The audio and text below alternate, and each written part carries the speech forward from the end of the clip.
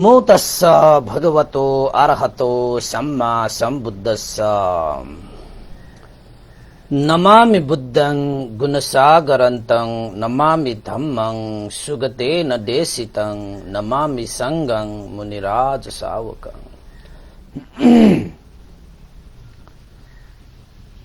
श्रद्धावंत उपासक उपासिका तथा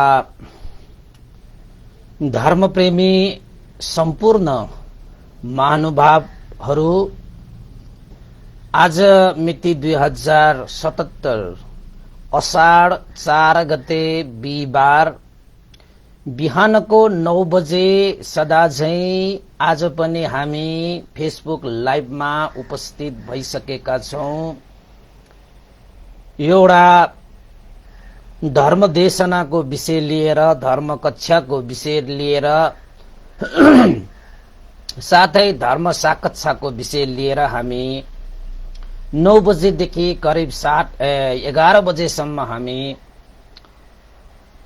धार्मिकमय बनाउने हिसाबले हामी उपस्थित भइसकेका छौं। यस फेसबुक लाइभलाई आफ्नो घरबाट, आफ्नो स्थानबाट, देशबाट, विदेशबाट सुनिरहनु हुने, हेरिरहनु हुने, यस फेसबुक लाइभमा जोडिरहनु हुने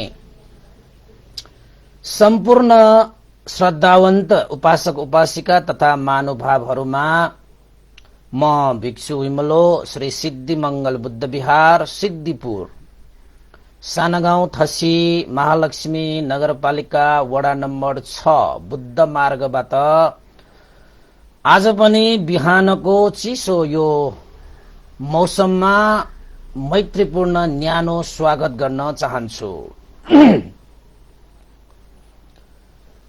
र आज हामीले एउटा विषयवस्तु उठाएका छौं, धर्म कक्षा लिनको निमित्त, धर्म देशना गर्नको निमित्त।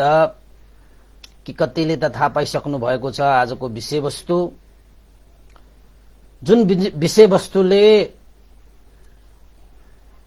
एउटा आजकलको समाजलाई पनि समेटिएको छ। यो विषयवस्तुले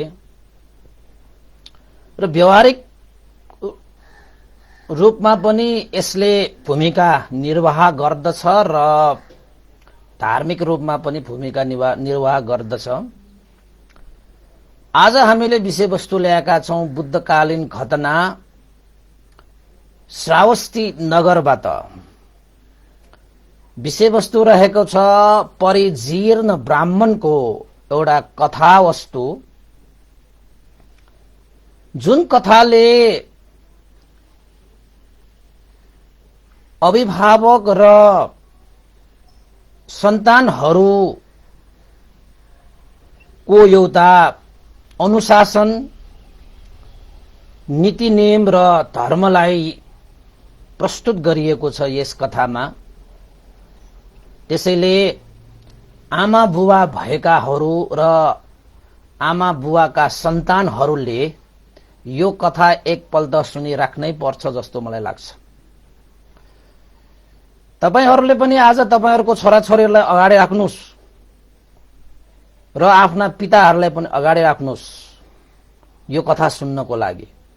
किन त भन्दाखेरि यस परिजीर्ण ब्राह्मणको कथामा जन्मदाता आमा बुवाको पीडा र सन्तानहरूको मूर्ख्याई, लोभीपन, हैन, उत्तरदायित्व विहीन सन्तानहरूको कथा पनि यसमा प्रस्तुत गरिएको छ। र अन्ततः यो कथामा चाहिँ सुखद अन्त्य नै हुन्छ हुन त, तर चाहिँ एक किसिमले यो पारिवारिक कथा जस्तै भएको कारणले गर्दाखेरि तपाईहरू आफ्नो परिवारका सम्पूर्ण सदस्यहरूलाई समावेश गरेर सुन्दाखेरि राम्रो हुन्छ जस्तो मलाई लागेकोले मैले तपाईहरुलाई अग्रिम नै यो जानकारी गराएको। र यो हाम्रो समाजमा पनि यस्ता घटनाहरू धेरै घटिरहेका हुन्छन् कि आफूलाई जन्म दिने बुवा आमाहरूप्रति पनि छोराछोरीहरूले कर्तव्य पालन नगरिदिँदाखेरि आमा बुवाहरूको मनमा कति ठेस पुग्दछ। जुन बेला हामी ससाना हुँदाखेरि कति दुःख कष्ट गरेर आमा बुवाहरूले हामीलाई हुर्काए, बढाए, पालन पोषण गरे, ठुलो मान्छे बनाए। असल मान्छे बनाउँदैन हामीलाई, आमा बुवाले पनि ठुलै मान्छे बनाउनु खोज्छ के। त्यही ठुलो मान्छे बनाउने होडबाजीमा आमा बुवाले पनि आफ्ना सन्तानहरूलाई असल मान्छे बनाउन बिर्सिन्छ र आफैले रोपेको त्यो बिउ पछि ठुलो भएर फल फल्दाखेरि अनि आफै पश्चातापमा परेर आँसु झालेर बस्नुपर्ने अवस्था आउँछ कि। त्यसैले यो समाजमा जुन चाहिँ घटनाहरू परिघटनाहरू हुन्छन्, आमा बुवाहरूलाई दुःख पर्दाखेरि छोराछोरीहरूको मात्रै त्यसमा गल्ती र भूल हुन्छ भन्ने हुँदैन। त्यसमाथि आमा बुवाहरूको पनि गल्ती र भूलहरू भइरहेको हुन सक्छ। त्यसैले आमा बुवाहरूले पनि आमा बुवाहरूको स्थानमा बसेर आफ्ना सन्तानलाई दिनुपर्ने जुन शिक्षा, ज्ञान, बुद्धि, सत्सङ्गतहरू दिन सक्नुपर्छ। हेर्नुहोस्, त्यस्तै गरी छोराछोरीहरूले पनि आफ्नो कर्तव्य, धर्म, दायित्व, जिम्मेवारीलाई वहन गर्नको निमित्त आमा बुवा भनेका हाम्रा देवता हुन्, जिउँदो देवता, जन्मदाता, पालनकर्ता भनेर चाहिँ छोराछोरीहरूले पनि जस्तो सुकै दुःख कष्ट गरेर भए तापनि आफ्ना जीर्ण भएका, वृद्ध भएका, अशक्त भएका आफ्ना आमा बुवालाई शिरमा राखेर पालन पोषण गर्नुपर्छ भन्ने कर्तव्य बोध पनि हुनुपर्छ। यो कथाले यही यस्ता घटनाहरू चाहिँ देखाउने र सुनाउने र प्रसङ्ग आउने भएको कारणले यो पारिवारिक कथा हो कि। यो मलाई त साह्रै मन पर्छ। तर आजकल यस्ता घटनाहरू कम नै हुन्छ हुन त, हैन। तर चाहिँ यो जस्तै घटनाहरू चाहिँ नभएका चाहिँ होइन है। आजकल पनि आमा बुवाहरूलाई चाहिँ वृद्धाश्रममा राख्ने, आमा बुवाहरू जीर्ण, वृद्ध, अशक्त भएपछि पुरानो हैन सामानलाई जस्तो चाहिँ कुनामा राख्ने, अझ सकियो भने त घरबाट बाहिर नै पठाउने आदि इत्यादि नभएको चाहिँ होइन। आजकल पनि यस्ता घटनाहरू सुन्नमा, देख्नमा पाउँछ, त्यस्ता घटनाहरू पनि। र कतिले त आफ्ना चाहिँ आमा बुवाहरूलाई हत्यासम्म गर्न पनि तत्पर भएका छोराछोरीहरू पनि हुन सक्छ है। त्यस्ता घटनाहरू यत्रतत्र पाइन्छ। र त्यसमा चाहिँ दोष कसको भन्ने प्रश्न आउँछ कि। अब आमा बुवालाई हत्या गर्ने सन्तानहरू सिधै हामीले हेर्दाखेरि सन्तानहरूको दोष त त्यहाँ देखिन्छ।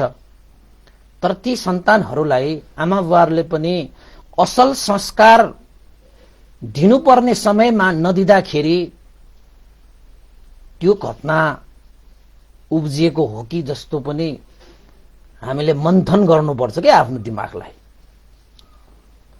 जुन बेला आफ्ना सन्तानहरूलाई हामीले चाहिँ पाखुरा समाएर तान्न सक्ने बेलामा, कान समाएर त्यसलाई चाहिँ अब हैन सही मार्गमा लगाउन सक्ने बेलामा, आफ्नो एउटा आँखाले मात्र हेरेर पनि आफ्नो बसमा लिन सक्ने बेलामा आफ्ना छोराछोरीहरूलाई पुल्याएर पाल्ने बानी पनि आमा बुवाहरूको राम्रो होइन। आवश्यक भन्दा बढ्ता उनीहरूलाई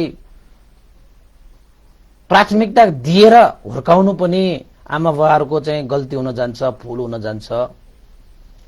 र आमा बुवाहरूले छोराछोरीलाई जहिले मेरो छोरा ठुलो मान्छे बनोस्, सदा ठुलो मान्छे बनोस्, टीका लगाउँदा पनि ठुलो मान्छे बनोस्, ढोग्न आउँदाखेरि पनि ठुलो मान्छे बनोस्, मात्र ठुलो मान्छे बनाउने होडबाजीमा आमा बुवाहरूले आफ्ना सन्तानलाई असल मान्छे बनाउन बिर्सिएपछि भविष्यमा चाहिँ ती छोराछोरीहरूले असल व्यवहारको आशा गरेर आमा बुवाहरूले पनि धोका पाउँछ, हैन।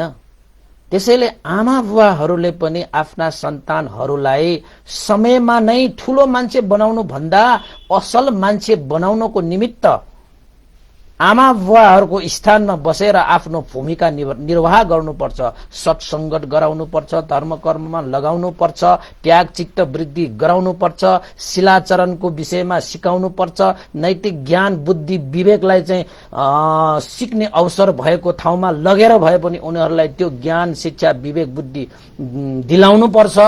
त्यो पनि त आमा बुवाहरूको कर्तव्य हो नि। जब तपाईले आफ्ना छोराछोरीहरूलाई त्यस्तो ज्ञान शिक्षा विवेक बुद्धि दिने त्यो अवसर तपाईले जुराइदिनु भएको छैन भने अनि त्यस्ता छोराछोरीहरूबाट आफूहरू चाहिँ वृद्ध हुँदाखेरि अशक्त हुँदाखेरि ती छोराछोरीहरूले विवेकपूर्ण व्यवहार गरोस् भनेर अनि चाहेर मात्रै हुँदैन नि। पहिल्यै आफूले चाहिँ अब बिउ त रोप्नु पर्थ्यो नि। पहिला जुन बेला चाहिँ आफ्ना सन्तानहरू कलिला हुन्छन्, मलिला हुन्छन्, काँचो माटो जस्तो हुन्छन्, त्यो बेलामा हामीले चाहिँ आफूले भने जस्तो त्यो काँचो माटोलाई हामीले चाहिँ आकार दिन सक्ने बेलामा चाहिँ तपाई त्यत्तिकै बसेर अनि त्यो काँचो माटो भविष्यमा गएर कडा भइसकेपछि अब अनि तपाईले चाहिँ आकार दिन खोज्दाखेरि अनि त्यहाँ चाहिँ के हुन्छ, धोका मिल्छ। यस्तो घटनाहरू यत्रतत्र पाइन्छ र यो चाहिँ परिजीर्ण ब्राह्मणको कथामा पनि यस्ता घटनाहरू पाइन्छ पनि है। र यो घटनामा म चाहिँ अब छोराछोरी मात्रै गलत छन् भनेर म भन्दिनँ है। बुवा आमाहरू पनि गलत भइरहेको हुन्छ भन्ने एउटा कथा चाहिँ यहाँ छ। मैले तपाईलाई जोडिहाले। अब धेरै भूमिका के बाँड्नु र तपाईहरूलाई थाहा भएकै कुरा हो। कथा नै सुरु गर्दाखेरि यो कथाबाटै धेरै कुराहरू आउँछन् हैन। बुद्धकालीन समयमा एकजना ब्राह्मण थिए श्रावस्ती नगरमा, जो ब्राह्मणसँग 8 लाख धन सम्पत्तिले परिपूर्ण एकजना ब्राह्मण थिए। अब त्यति बेलाको 8 लाख भनेको चाहिँ चान्चुनको सम्पत्ति होइन, हेर्नुहोस् है। अब त्यो ग्रन्थमा चाहिँ अब 8 लाख भनेर चाहिँ उल्लेखित पाइन्छ। अब त्यति बेलाको 8 लाख भनेको चान्चुन विषय नभएको कारणले त्यो समयमा त्यो ब्राह्मण श्रावस्ती नगरमा त्यो चाहिँ ब्राह्मणलाई चाहिँ धनाढ्यमा नै गनिन्छ। अब या भनौं जीवनभर उसले चाहिँ अब मजाले आफ्नो जीवनलाई सुखपूर्वक नै बिताउन सक्ने क्षमतावान भन्नु पर्यो 8 लाख धन सम्पत्ति भएको भनेको हैन। अब 1 लाख मात्र भए पनि तपाईको चाहिँ जीवनलाई चाहिँ ढुक्कसँगै बिताउन सक्ने अवस्था हुन्छ त्यति बेला चाहिँ हैन। त्यही भएको कारणले ब्राह्मणको 8 लाख सम्पत्तिले परिपूर्ण त्यो ब्राह्मणको सन्तानको रूपमा 4 जना छोराहरू थिए र आफ्नो श्रीमती गरेर जम्मा 6 जना परिवारहरू थियो। 6 जना परिवारको लागि त्यो 8 लाख भनेको त धेरै नै हो त्यति बेला, अहिलेको जस्तो होइन हैन। ब्राह्मणले आफ्ना छोराछोरीहरूलाई जुन चाहिँ बुवाको स्थानमा बसेर गर्नुपर्ने काम कर्तव्यहरू गरे, जस्तै छोराछोरीहरूलाई हुर्काउने, पढाउने, बढाउने हैन, लालन पालन गर्ने, अनि छोराछोरीहरूलाई चाहिँ अब आवश्यक रूपमा अंश भाग लगाइदिने र समय हुँदाखेरि छोराछोरीहरूको विवाह गरिदिने, यी कुराहरू चाहिँ आमा बुवाहरूको कर्तव्यमा पर्छ। यो हामीले चाहिँ गृह विनयमा देशना गरिसकेका छौं नि हामीले हैन।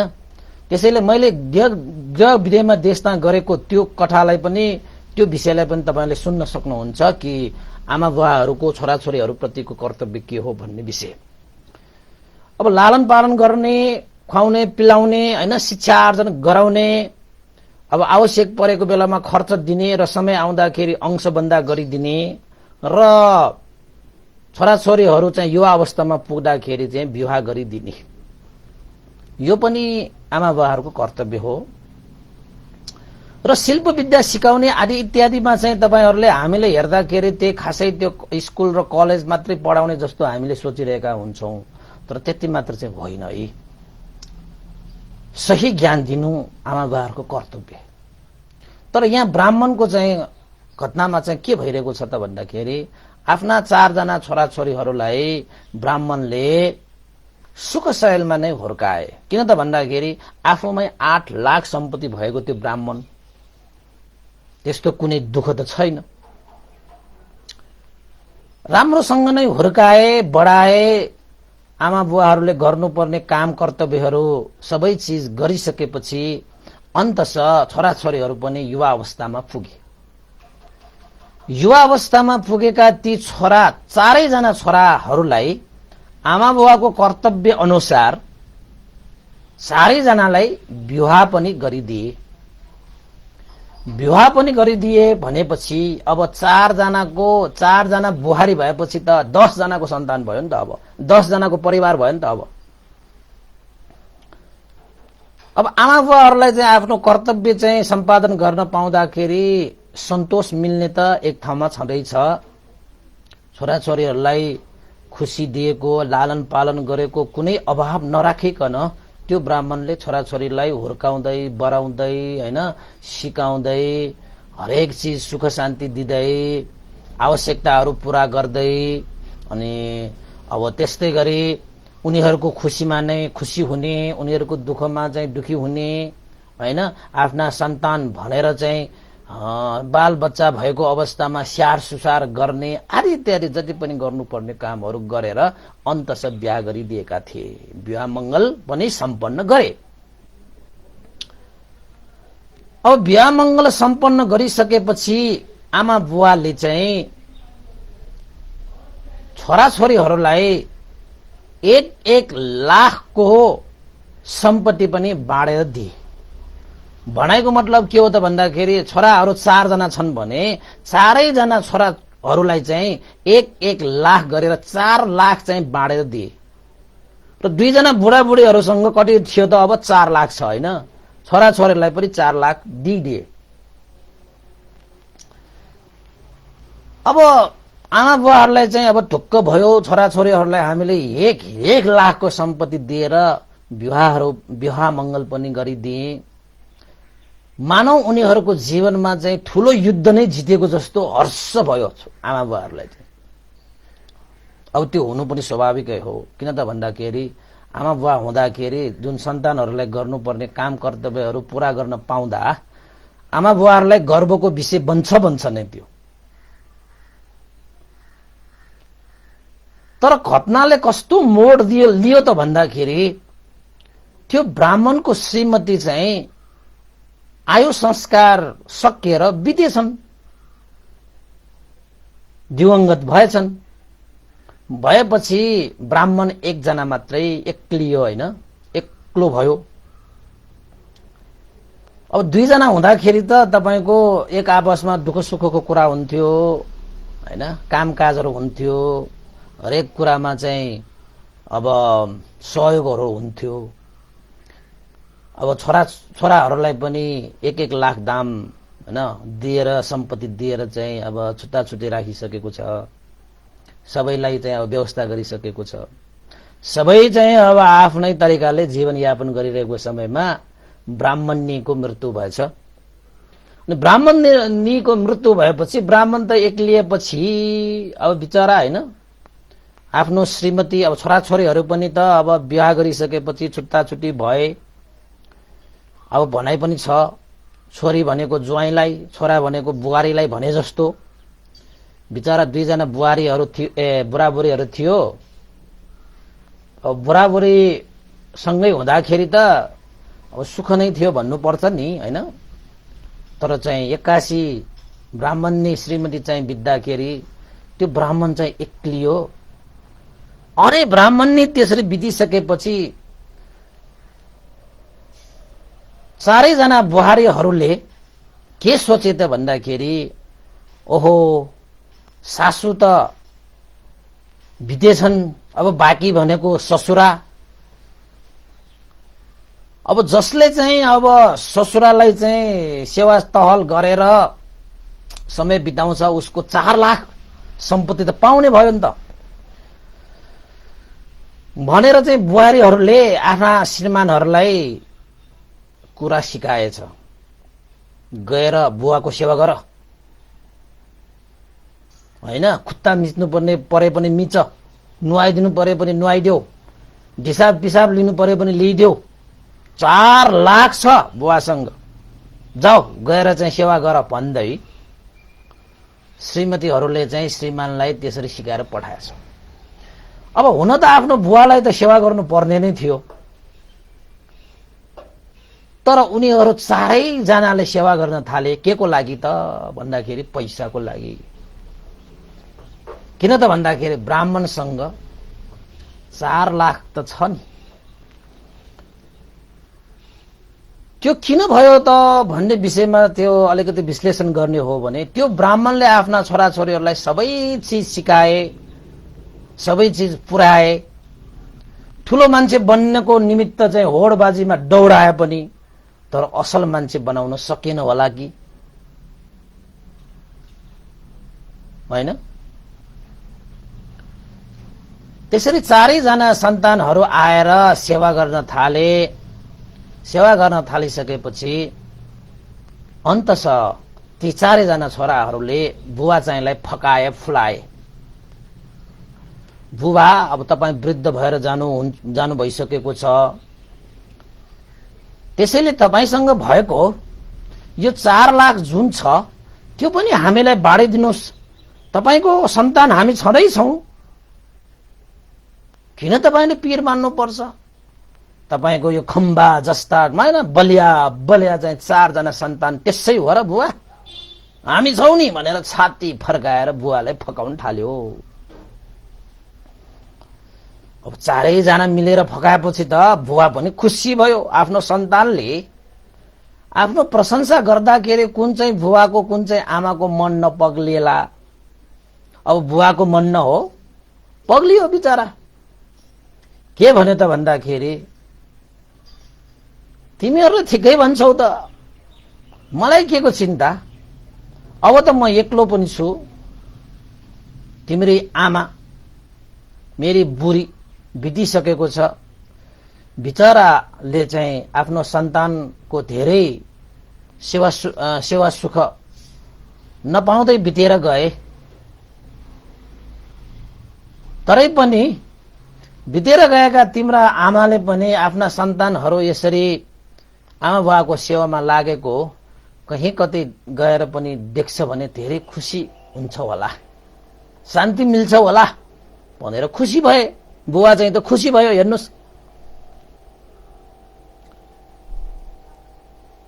अब ती छोराछोरीहरू त्यो छोराहरू पनि कस्ता त भन्दाखेरि आफ्नो बुवालाई सेवा गर्न आएका भनेको आफ्नो बुवाको गुणलाई सम्झेर होइन रहेछ।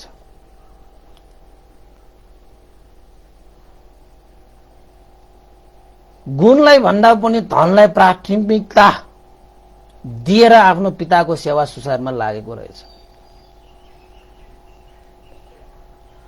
अब यस्तै हो समाजमा भनेको चाहिँ धनको निमित्त जे पनि गर्न तयार, तर आफ्नो गुणको निमित्त कसैले के गर्ने सोच नै विकास भएको छैन यो समाजमा।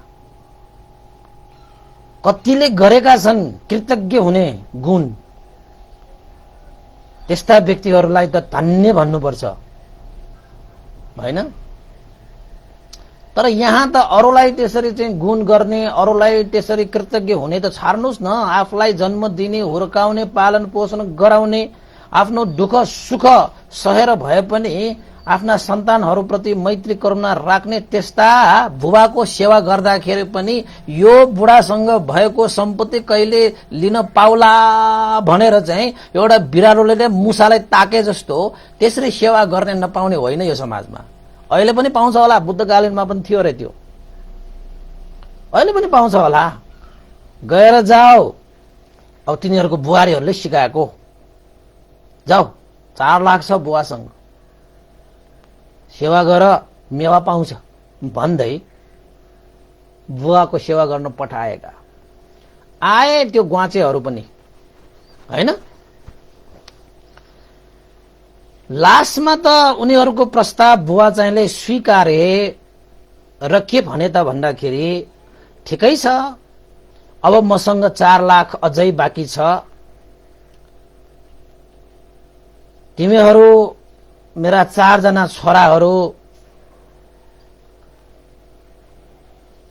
म एक्लो बुढालाई सेवा गर्न सकिहाल्छौ, त्यसैले मैले यो मरेपछि के लानु छ र, आखिरमा म खाली हात नै आएको थिएँ, म खाली हात नै जानु पर्ने हो, यो धन सम्पत्ति मैले समाएर के गर्ने। छोराहरूले यस्तो माया ममता देखाएर मलाई सेवा गरिरहेको छ भने ठिकै छ। आखिर त अन्तिममा यो धन सम्पत्ति भनेको तिमीहरूकै हो, म पनि अब बिते भने त आखिर यो सम्पत्तिको हकदार त तिमीहरू नै हो, ठिकै छ भनेर बुवा चाहिँले फेरि आफूसँग भएको 4 लाख जुन बाँकी थियो त्यो 4 लाख सम्पत्ति पनि चारैजना छोराहरूलाई चाहिँ बाँडेर दिए र आफूसँग भएको चाहिँ भोग सम्पत्तिहरू भनेर चाहिँ अब अरु 4 लाख सहित अरु जति पनि सम्पत्तिहरू छन् हैन, भौतिक सम्पत्तिहरू त्यो पनि बाँडिदिए। अब चाहिँ त्यो ब्राह्मणसँग त्यो बुवा चाहिँ सँग अब केही पनि बाँकी छैन, मात्र आफूसँग लाउने लुगा फाटाहरू, आफूलाई चाहिने आदि इत्यादि जुन आफूलाई चाहिन्छ त्यति मात्रै बाँकी, सिवाय अरु के पनि नराखिकन छोराहरूको माया ममतामा सबै बाँडिदिए। किन त भन्दाखेरि चारैजना छोराहरूले चाहिँ त्यस्तो सेवा गर्न आइरहेको छ। अब समय पनि धेरै छैन, जति बाँच्छु छोराछोरीहरूले पाल्लान् नि, अब छोराछोरीहरूले हेर्लान् नि अब भन्दै ब्राह्मणले पुत्र स्नेहमा परेर बाँडिदिए। आफू शून्य भए छोराछोरीहरूलाई 2 लाख सम्पत्ति र अरू सम्पत्तिहरू पनि भोग सम्पत्तिहरू पनि सबै बाँडिदिए। भनेको मतलब कसैलाई उसले चाहिँ काखा पाखा गरेन, ब्राह्मणले आफ्नो सन्तानप्रति कुनै आखा पाखा गरेन, सबैलाई समान रूपमा बाँडिदिए। त्यसरी बाँडेपछि ब्राह्मणले चाहिँ आफ्नो जीविका कसरी गर्न थाल्यो त भन्दाखेरि कहिले जेठो छोरोकोमा बस्ने, कहिले माइलो छोरोकोमा बस्ने, कहिले साइला छोराकोमा बस्ने, कहिले कान्छो छोरोकोमा बस्ने। त्यसरी चाहिँ अब तपाईको भनौं न, अब जस्तै 1 वर्षमा 12 महिना हुन्छ भने 3-3 महिना त एकजनासँग बस्ने भयो नि त त्यो ब्राह्मण चाहिँ। अनि त्यसरी चाहिँ उसले जीविका यापन गर्न थाले। तर यता भने चाहिँ बुहारीहरूले आफ्ना श्रीमानहरूले आफ्नो ससुराबाट धन सम्पत्ति पाएको थाहा पाएपछि अब चाहिँ सेवा गर्ने, घरमा आएर बस्दाखेरि त सेवा गर्ने त प्राय गरी बुहारीहरू नै हुन्छन्। अब श्रीमानहरू त कामकाजमा चाहिँ बाहिर जाने नै हुन्छन्। अब बुढा मान्छेलाई सेवा गर्ने भनेको त बुहारीहरूले प्राय। अब जेठो छोरोकोमा गएर बस्दाखेरि जेठो छोरोको बुहारी चाहिँले अब त्यो बुढा मान्छेलाई सेवा गर्न दिक्क माने। कति सेवा गर्नु, मरेको पनि होइन यो बुढा, मर्ला जस्तो पनि छैन यो बुढा त। हाम्रो यस्तो सेवा सुसार गरेर त यो झन् बलियो भो भएर आयो त, राम्रो खान पायो, मिठो खान पायो। अब त के कामसाम गर्नु पनि परेन। आमामामा, यो त यस्तै बलियो भइरह्यो भने त हामी नै बुढा हुन्छ, सेवा गर्दै गर्दै यो बुढा बित्दैन भनेर चाहिँ जेठो बुहारीले आफ्ना ससुराको जति लिनुपर्ने सबै लिइसकेपछि अब त्यो बुढासँग के छ र, के पनि छैन। त्यस्ता बुढाको के सेवा गर्नु, आफ्नो बालबच्चाहरूको सेवा गर्ने बेलामा अब यस्ता बुढाबुढीको सेवा गरेर जीवनयापन गर्छु भन्ने जस्तो मनसाय राखेछन्। अब हेर्नुहोस् है, बिस्तारै मन चाहिँ परिवर्तन भएर आउँछ। अब त्यो बुहारीहरू पनि आफ्ना चाहिँ श्रीमानहरूलाई अब कानभरि कुराहरू सुनाइसकेको छ। उनीहरूले भने जस्तो मान्ने श्रीमानहरू परेछन्। एक दिन चाहिँ त्यो ब्राह्मण नुहाई ढुवाई गरेर चाहिँ घरमा, जेठो छोराको घरमा आउँदाखेरि ढोक्कैमा त्यो चाहिँ जेठो बुहारी बसेर के भन्न थालेछ त भन्दाखेरि, हे ससुरा, के तपाईले आफ्नो जेठो छोरालाई मात्रै बढी सम्पत्ति दिएको छ र? के सबै जिम्मेवारी जेठो छोराले मात्रै लिनुपर्छ र? तपाईँको अरू छोराछोरीहरू छैन र? जेठो छोरालाई मात्रै हेरेर आइरहनुहुन्छ। कहिलेकाहीँ त जानुस् नि, माइलो छोरोकोमा जानुस्, कासाइलोको छोरोमा जानुस्, कान्छो छोरोकोमा जानुस्। मेरो कति काम छ, कस्तो ऊ छ, बुढाहरूको सेवा गर्दै मै बुढी हुन्छु होला। जानुस् तपाईँ आफ्नो अरू छोराहरूसँग, त्यहाँ पनि बसेर चाहिँ कहिलेकाहीँ चाहिँ यसरी चाहिँ हामीलाई पनि यसो चाहिँ चैनको श्वास फेर्न दिनुस् न। कति हामीले दुःख दिनुहुन्छ भन्दै ढोकाइमै बसेर ब्राह्मणलाई त बुहारीले नाना भाती भन्न थाल्यो बा। बिचरा ब्राह्मण चाहिँ कस्तो होला, के भनेको बुहारी तिमीले? छोराछोरीहरू चाहिँ होइन, छोराहरूलाई चाहिँ मैले चाहिँ समान रूपमै धन सम्पत्ति दिएको हो, उनीहरूले पनि बुवालाई भनेर चाहिँ सेवा गर्न थालेको हो। आफ्नो छोराको घरमा आउनलाई मलाई के को चाहिँ आपत्ति? भनेपछि त्यही त समान रूपमा सम्पत्ति दिएको छ भने जाऊ न, समान रूपमा बस्न जाऊ न, यही घरमा मात्रै आएर बस्नुपर्छ भनेर चाहिँ अब चाहिँ बुहारीले चाहिँ त्यो ब्राह्मणलाई चाहिँ अलिकति चाहिँ नाना भाती भन्न थाले होइन। जुन व्यवहार गर्नुपर्ने थियो बुहारीहरूले सासू ससुरासँग त्यो व्यवहार चाहिँ देखिएन। यानि कि त्यो व्यवहारले के देखियो त भन्दाखेरि मेरो घरमा नआऊ, मात्र अब उनीहरूको घरमा जाऊ भने जस्तो व्यवहारहरू गर्न थाले। ब्राह्मणले पनि कस्तो विचार गरे त भन्दाखेरि कस्तो यो चन्दाल्नी रहेछ यो बुहारी त, ल मेरा अरू पनि त छोराहरू छन्, यसैकै घरमा म जानुपर्छ र भन्दै त्यो जेठी बुहारीलाई कस्तो चन्दाल्नी तिमी त, मेरो छोरालाई के गर्यौ तिमीले? मेरो छोरा त आओस् अनि मेरो छोराले तिमीलाई देखाउने छ भन्दै चाहिँ त्यो ब्राह्मण चाहिँ माइलो छोरोकोमा गएछ। यतापट्टि छोरोको जेठो छोरो पनि आएछ। लोग्ने स्वास्नीहरू चाहिँ कुरा गरेछ। त्यो स्वास्नी चाहिँ के भने त भन्दाखेरि आज मैले चाहिँ तिम्रो बुवालाई भन्नुसम्म भनेर पठाइदिए, कति सेवा गर्छ, लिनुपर्ने त लिइहालिसके, तपाईँ चुप ल्याएर बस्नु, के पनि नबन्नुहोस्, छोरो आएपछि हेर्छ भनेर गएछ। छोरो आओस् कि बाउ आओस्, यो घर त मैले नै सम्हाल्ने हो, अरू म नाना थरीको यो बुढा बुढाहरूलाई म चाहिँ सम्हालेर बस्न सक्दैन, तपाईँ चुप ल्याएर बस्नुहोस् भनेर चाहिँ लोग्नेलाई चुप्पो लगायो, मुखमा चाहिँ दही जमाएर बस्यो छोरो चाहिँ। जुन चाहिँ आफ्नो बुवा त्यो ब्राह्मणले आफ्नो छोराले भए पनि आफ्ना पितालाई आफ्नो स्वीकारेर बुहारीलाई तह लाउँछ भन्ने सोचेको, तर बुहारीले नै छोरालाई तह लगाइदिएछ। अब ब्राह्मण के भयो त, उसले सोचे जस्तो छैन, पैसा भएको बेला मात्र सोचे जस्तो भइदिएको, अब पैसा त छैन बुढासँग। यो बुढा भन्न थालिसक्यो त्यहाँ। ब्राह्मण त अक्क न बक्क माइलो छोरोकोमा गएर बस्न जाँदाखेरि त माइलो छोरोको बुहारीले पनि, माइली बुहारीले पनि ठिक जेठी बुहारीले जस्तो भनेको छ त्यस्तै भनेछ। अब यिनीहरूको त चाहिँ सबै लिनुपर्ने त लिइसकेको छ। उनीहरूको चाहिँ मूल उद्देश्य भनेकै त्यो आफ्नो चाहिँ ससुरासँग भएको 4 लाख धन सम्पत्तिलाई आफ्नो पारौं, त्यसपछि देखा जाएगा। त्यसैले आफ्ना चाहिँ श्रीमानहरूलाई चाहिँ अब खुट्टै मोल्नु परे पनि मोलेर, हैन, फोहोर नै सोर्नु परे पनि सोरेर, पहिला चाहिँ पैसा त चाहिँ लिएर आओ त्यसपछि देखा जाएगा भन्ने सोच त पहिल्यै थियो। अब बिचरा बुढा भएको त्यो ब्राह्मणले थाहा छैन, बुवा चाहिँलाई के अत्तो पत्तो छैन। छोराछोरीहरू चाहिँ अब छोराहरू चाहिँ चारैतिर बसेर आफ्नो सेवा गरिरहेको देख्दाखेरि त कुन चाहिँ अब बुवालाई चाहिँ मन प्रसन्न नहोला र, सबैलाई त्यस्तै हुन्छ।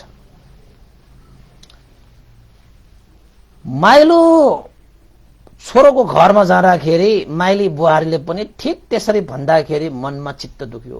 कस्तो चन्दाल्नी रहेछ, हेर्दै जाऊ न, मेरो माइलो छोरो आएपछि तिमीलाई के गर्छ। अहिले मेरो माइलो छोरो आएको छैन र तिमी त्यसरी चाहिँ ढोकामा मलाई चाहिँ ढोकामा त्यसरी चाहिँ रोकेर मलाई यसरी नाना भाते तिमीले भनिरहेका छौ। माइलो छोरो त आओस् अनि थाहा हुन्छ कति सेवा गर्छ भनेर भनेको।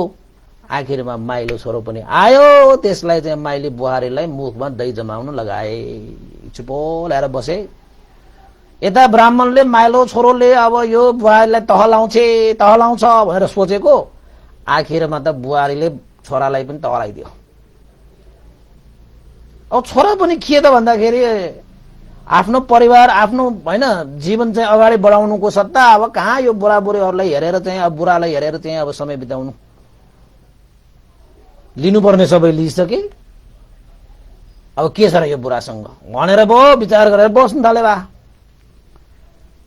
लौ बर्बाद। अब त्यो ब्राह्मण त्यसपछि त्यहाँबाट गएर कहाँ गए त भन्दाखेरि आफ्नो साइलो छोरा कहाँ गएछ।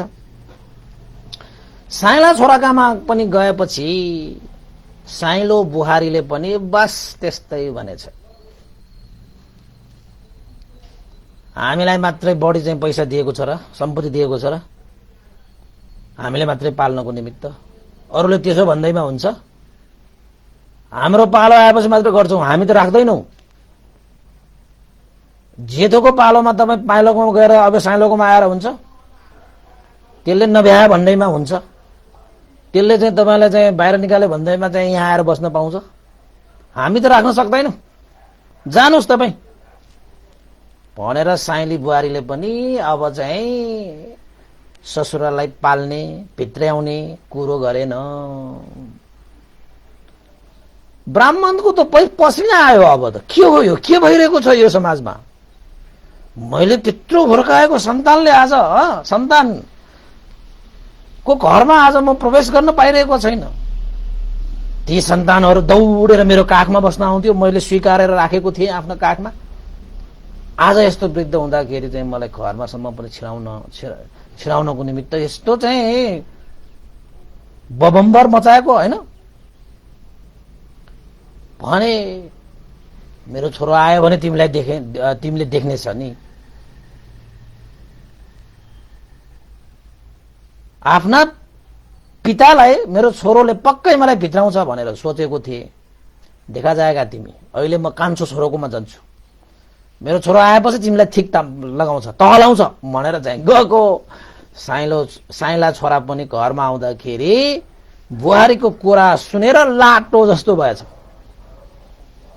लिनुपर्ने सबै लिइसके हैन। अब पितासँग आफ्नो बुवासँग के छ र? जीवन भनेको आफ्नो हो, अगाडि बढाउने हो, कहाँ यो पछाडि बसेर हेरेर बस्छ भन्ने जस्तो गरेर साइलो छोरो पनि चुप गएर अन्तिममा एउटा मात्रै आशा थियो बुवा चाहिँलाई। अब कान्छो छोरोले त जसरी भए पनि हैन, कान्छो छोरोलाई त मैले साह्रै माया गरेर पालेको छोरा, यसले त मलाई पक्कै स्वीकारिहाल्छन्। यो कान्छी बुहारी चाहिँ त्यस्तो नहोस्, मेरो कान्छो छोराले पक्कै पनि कान्छी बुहारीलाई चाहिँ राम्रै संस्कार दिएको होला भन्दै आखिरमा चाहिँ अन्तिम आशा बोकेर जाँदाखेरि कान्छी बुहारीले पनि ठिक ठुली माइली साइली बुहारीले जस्तै ढोकामा हात राखेर बुवा चाहिँले छिर्नै दिएन। हाम्रो घरमा आउने पालै होइन, तपाईले हामीलाई मात्र बढी पैसा दिएको छ र सबैलाई समान दिएको होइन, जानुस् न बस्नुस् न, हामी चाहिँ तपाईलाई अहिले स्वीकार्न सक्दैन भनेर भनेछ। ब्राह्मण त जिल खाएछ, लौ न के गर्ने। अब कान्छो छोरोको आशमा म चाहिँ यसरी चाहिँ ठुला ठुला चाहिँ हैन बुहारीहरूलाई चण्डाल भन्दै त्यस्तो नै गर्ने हो। तिमीहरूलाई पनि भोलिपछि तिम्रा सन्तानहरूले त्यसरी नै बाहिर घरबाट बाहिर निकाल्छ भन्दै गाली गर्दै आएको कान्छी बुहारले पनि त्यस्तो भन्दाखेरि त बुढा ब्राह्मण त छाँगाबाट खसेको जस्तो भयो। लौ न के गर्ने, घरमा त छिर्ने भएन त। 8 लाख सम्पत्ति भएको त्यो ब्राह्मणले 4 जना छोराहरूलाई आखिर त पहिला 1-1 लाख दिएर चाहिँ बाँडफाँड गरेर चाहिँ यिनीहरूलाई छुट्याइदिए। पछि चाहिँ आफ्नो श्रीमती बितिसकेपछि बाँकी भएको 4 लाख पनि छोराहरूले सेवा गर्न थाल्यो भनेर खुसी हुँदै छोराछोरीहरूको त्यो चाहिँ चालमा परेर ती बाँकी भएको 4 लाख पनि बाँडिदिए। त्यो सबै चाल त आखिरमा त्यो बुहारीहरूले त्यो छोराहरूलाई सिकाएर ल्याएको रहेछ।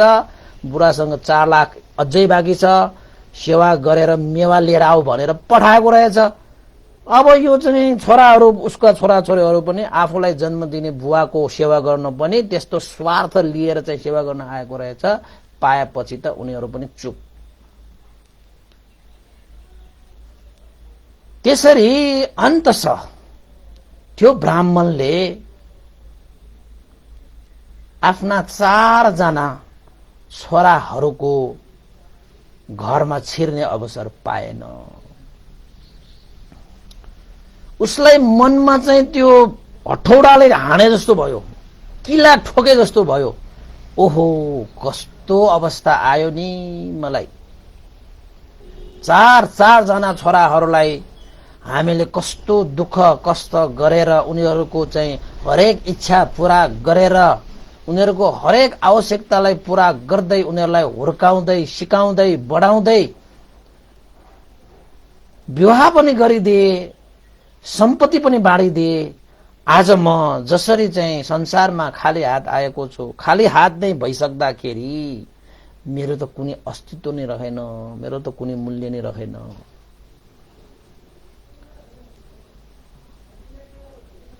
चार जना छोराहरूलाई मैले आफ्नो एउटा घरमा हुर्काए बढाए।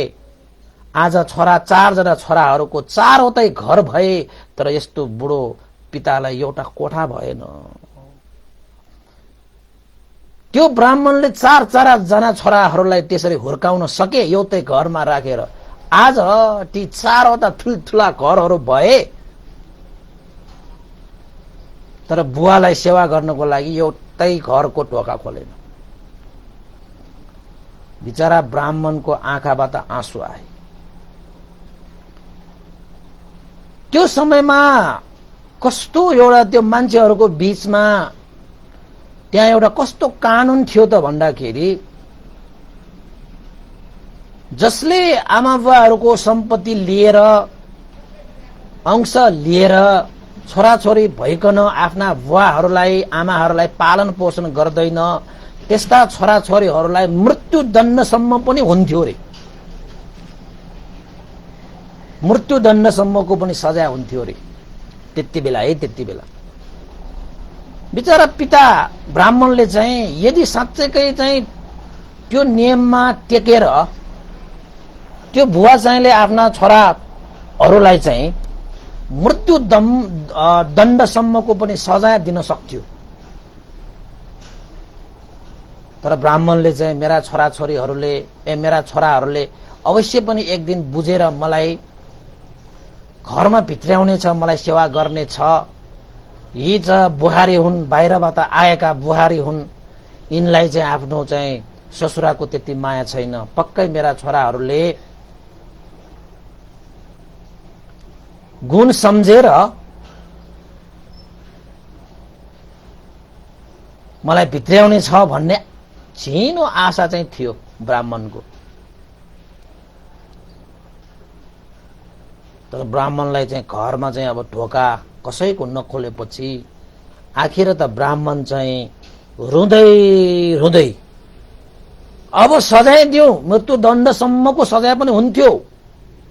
अब सजाय दिन लगाऊ आफ्नै सन्तान, माया लाग्यो, आफूले नै हुर्काएको, आफूले नै जन्माएको, आफूले नै पालन पोषण गरेको त्यस्ता चाहिँ सन्तानहरूलाई मृत्युदण्डसम्मको सजाय दिलाउनको निमित्त आफूले नै कसरी भूमिका निर्वाह गरौं। अब नगरौं भनेपछि आफूलाई यस्तो अवस्था आइपरेको छ। बिचरा ब्राह्मण चाहिँ अब के भयो त भन्दाखेरि 4 जनाको छोराहरूको ढोका नखोलेपछि आखिर त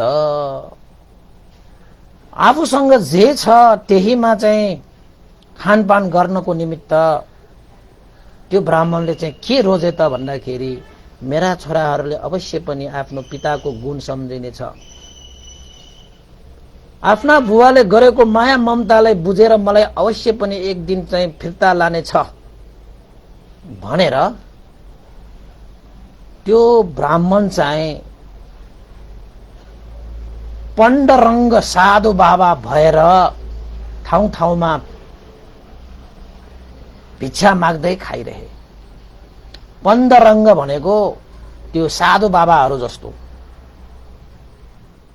त्यसरी साधु बाबा भएर चाहिँ भिक्षा माग्दै खाँदै बसे, आफ्ना सन्तानले लिन आउँछ कि भनेर।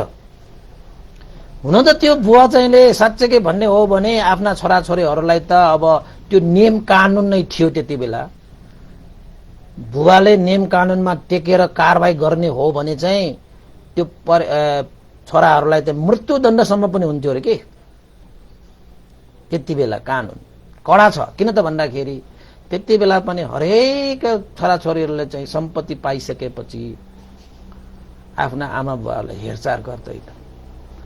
आमा बुवाले आफ्नो जीवन चाहिँ सबै आफ्नो सन्तानप्रति कुर्बान गर्छन् होइन, त्यागी दिन्छन्। तर ती वृद्ध भइसक्दाखेरि छोराछोरीहरू बलिया बलिया हुँदाखेरि आफ्ना बुवा आमालाई भने वास्ता कास्ता पालन पोषण गर्ने कुनै पनि गुन्जाइस राख्दैन। र पालन गर्ने ती व्यक्तिहरूले पनि घरमा राखे तापनि कसैले चाहिँ अब जुन चाहिँ गौरव राख्नुपर्ने, गुण सेवा गर्नुपर्ने त्यस्तो सेवा राख्दैन। बरु आफूले पालेको कुकुर पशुहरूलाई चाहिँ राम्रो व्यवहार गरेर चाहिँ पालन पोषण गरिरहेको हुन्छ। आफ्ना चाहिँ वृद्ध अशक्त बुवा आमालाई घरमै राख्दाखेरि पनि त्यो पशुहरूलाई गरेको व्यवहार भन्दा पनि तल्लो स्तरको व्यवहार गरेर पनि घरमा चाहिँ पशुहरूलाई पालेको भन्दा पनि तल्लो स्तरमा पालन पोषण चाहिँ गर्छन् कसै कसैले। समाजले भन्लान् भन्ने डरले मात्रै आफ्ना बुवा आमालाई घरमै राखेर त्यसरी व्यवहार गरेर पनि पालन पोषण गरिरहेका पनि हुन्छन्। अब कसै कसैले त घरमै आफ्ना बुवा आमालाई राख्दाखेरि पनि जसरी हाम्रो चाहिँ पुरानो पुरानो सामानहरू, काम नलाग्ने सामानहरू हुन्छन् नि, त्यस्ता सामानलाई यो कुना काप्चामा राखेर चाहिँ त्यो पन्छाएको जस्तो घरमै पालन पोषण गर्ने छोराछोरीहरूले पनि कतै कतै आफ्ना आमा बुवाहरूलाई पुरानो सामान जस्तै त्यो कुनामा राखेर पन्छाएर राखेको पनि भेटिन्छ। अब कसै कसैले त घरमै राख्न नसक्दाखेरि आफ्ना चाहिँ आमा बुवालाई एउटा चाहिँ बिना अर्थको सामान जस्तै फ्याँक्छन् नि हामी। जस्तै तपाईँहरूको चाहिँ पुरानो पुरानो सामान कामै नलागेपछि ती सामानहरूलाई चाहिँ कतै चाहिँ डम्पिङ साइडमा गएर हामी फ्याँक्न जान्छौँ नि होइन। त्यसरी नै चाहिँ अब आमा बुवाहरू पनि वृद्ध भएपछि काम छैन, बेकारमा यिनीहरू फोहोर छ, मैले समय दिन सकेको होइन, लैजाऊ यसलाई चाहिँ कतै वृद्धाश्रममा लगेर फ्याँकेर आइदियो भनेर चाहिँ आफ्ना आमा बुवाहरूलाई पनि वृद्धाश्रममा लगेर पनि फ्याँकेका छोराछोरी पनि छन् होइन। कतिले त तपाईँको चाहिँ वृद्धाश्रममा लगेर कहिले पनि मानौ अब आमा बुवाहरू मरे बिते दिवंगत भए झैं गरेर चाहिँ वृद्धाश्रममा राखेपछि कहिले पनि फर्केर आफ्ना आमा बुवालाई हेर्न जाने छोराछोरी पनि छैन। त्यस्ता पनि पाइन्छ है। अर्को एक थरी कस्ता पाइन्छ त भन्दाखेरि बुढाबुढीहरूले गर्दाखेरि साह्रै झन्झट भएको कारणले गर्दा आफ्ना बुवा आमालाई खानपिन नगराई आमा बुवाहरूलाई त्यत्तिकै एउटा चाहिँ पशुगत व्यवहार गरेर आखिरमा आमा बुवाहरू सुकेर जान्छ, डुब्लाएर जान्छ, अन्तस श्वास पनि त्यागेर जान्छ। त्यसरी पनि पालन पोषण गर्नेहरू पनि नभएका पनि होइनन् है, त्यस्ता पनि हुन्छन्। र कोही कोही छोराछोरीहरू कस्ता पनि हुन्छन् त भन्दाखेरि आफ्ना आमा बुवा भनेको देवता हुन्, जिउँदो देवता, पालनकर्ता, जन्मदाता भनेर आफ्नो आमा बुवाको हर सुख दुःखमा साथ दिएर आफ्नो आमा बुवालाई सिरैमा राखेर सेवा भाव गरेर आमा बुवाको स्मरण गरेर आफ्नो जीवन यापन गरेर आमा बुवाको आशीर्वाद लिएर हरेक क्षेत्रमा सफल भएर जीवन चाहिँ श्रेष्ठमय बनाउने छोराछोरीहरू पनि पाइन्छन्। थरी थरीका छोराछोरीहरू पाउँछन्। आमा बुवाहरूले दर्जनौं छोराछोरीहरूलाई आफ्नो काखैमा राखेर पालन पोषण गर्न सक्छ। तर ती दर्जनौं छोराछोरीहरूले चाहिँ दर्जनौं घर बनाउँदाखेरि ती बुढाबुढी आमा बुवाहरूलाई एउटा कोठा पनि हुँदैन, एउटा कोठा पनि हुँदैन। हिजोसम्म मेरो बुबा मेरो आमा भनेर झगडा गर्ने ती छोराछोरीहरू आज तिम्रो बुबा तिम्रो आमा भन्दै झगडा गर्न थाल्छ। त्यस्ता पनि पाइन्छ। तपाईले बच्चा बेलामा हेर्नुहोस् त, मेरो बुवा मेरो आमा जहाँ जहाँ गयो त्यही छुट्टाउनै नहुने किसिमले रुँदै कराउँदै पछि लाग्छ। आज आमा बुवा घरमा आउँदाखेरि पनि त्यहाँ ढोका खोलेन त, त्यो ब्राह्मणको छोराले त ढोका खोलेन त। ओहो, विरम्बरा भएन त्यहाँ? भयो। किन त भन्दाखेरि ब्राह्मणसँग केही छैन। अब ब्राह्मणलाई चाहिँ वज्रपात भयो हृदयमा, सहनै सकेन। अब त्यसरी चाहिँ पन्दरङ्ग साधु बाबा भएर छोराछोरीले एक दिन अवश्य पनि मेरो गुण बुझेर मलाई फर्काउन आउने छ भन्दै त्यत्रो धनी ब्राह्मण चाहिँ त्यो नगरमा भिख माग्दै खाइरहेको। यद्यपि बुवाको मन हो आफ्ना छोराहरूलाई कारवाही गराउने हो भने मृत्युदण्डसम्मको पनि कारवाही गराउन सक्ने बुबा चाहिँ हो, तर चाहिँ आफैले हुर्काएको बढाएका ती छोराहरूलाई त्यसरी चाहिँ दण्डित गर्दाखेरि आफ्नै मनलाई पीडा हुन्छ, आफ्नै मुटु छिया हुन्छ। कसरी हेर्न सक्छ र त्यो बुवाको आँखाले आफ्नो छोराहरूलाई मृत्युदण्डसम्म दिएको? सक्ने कुरा भएन नि। त्यहाँ एउटै आशा के हो त भन्दाखेरि मेरा छोराछोरीहरू मेरा चाहिँ छोरा बुहारीहरूले बुवाको गुणलाई सम्झेर अवश्य पनि एक न एकजना छोराले भए पनि सम्झे पनि पुग्छ। चारैजनाले नसम्झे पनि 4 जना छोराहरू मध्ये 1 जना छोराले भए पनि त मेरो गुणलाई सम्झे पुगिहाल्यो नि मलाई भनेर सहेर पण्डरङ्ग साधु बाबा भएर भिख माग्दै खाइरहेको। कतै आफ्नो छोरा समानको उमेरको एउटा चाहिँ केटा मान्छे भेट्यो भने आफ्नै छोरा जस्तो ठानेर चाहिँ कुरा गर्न थाल्छ। अहिले त मेरा छोराहरूको पनि नाति नातिनी भयो कि भनेर सोचेर चाहिँ अब खाइरहन्छ। अब चाहिँ नाति नातिनीको मुख हेर्ने त खुरहर हुन्छ नि त। छोराछोरीहरू जति माया लाग्छ प्रेम लाग्छ त्यत्तिकै त्योभन्दा बढ्ता आफ्ना नाति र नातिनीको प्रेम लाग्छ, दया लाग्छ, माया लाग्छ अरे के। बिचरा कुर्दै वृद्ध भएर गए, जीर्ण हुँदै गए। तर छोराहरूले कहिले पनि आफ्नो बुबाको गुण सम्झेर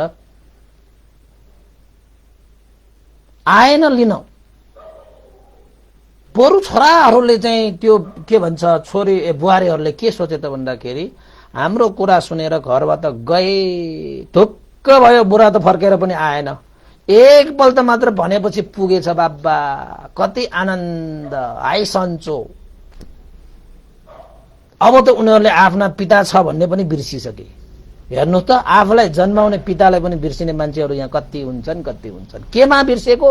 धनमा बिर्सेको, परिवारमा बिर्सेको, आफ्ना पितालाई पनि बिर्सिन तयार भएका छोराछोरीहरू पनि नपाउने होइन यो समाजमा। त्यसैले त्यो ब्राह्मणले आफ्ना छोराछोरीले दिनुपर्ने सबै चिज दिए, विवाह पनि गरिदिए, धन सम्पत्ति बाँडिदिए, सिकाउनु पर्ने सिकाइदिए, पालन गर्नु पनि पालन गरिदिए, पोषण गर्नु पनि पोषण गरिदिए। तर सबै अंशहरू दिए, तर धर्मको अंश दिन सकेन। ठुलो मान्छे बनाउन खोजे, असल मान्छे बनाउन खोजेन। त्यसैले वृद्ध अवस्थामा त्यो ब्राह्मणले आफूले हुर्काएका बढाएका ती सन्तानहरूबाट लट्याएर आज आफ्नो जीवन चाहिँ भिख मागेर खानुपर्ने अवस्था आयो। त्यो पनि 8 लाख सम्पत्ति भएको त्यस्तो एउटा ब्राह्मण पनि आज पण्डरङ्ग साधु बाबा भएर भिख माग्दै खाइरहनु पर्यो। त्यो पनि कसरी? आफ्ना छोरा बुहारीहरूले आफ्नो गुण सम्झेर फिर्ता लिन आउँछ भन्ने आशा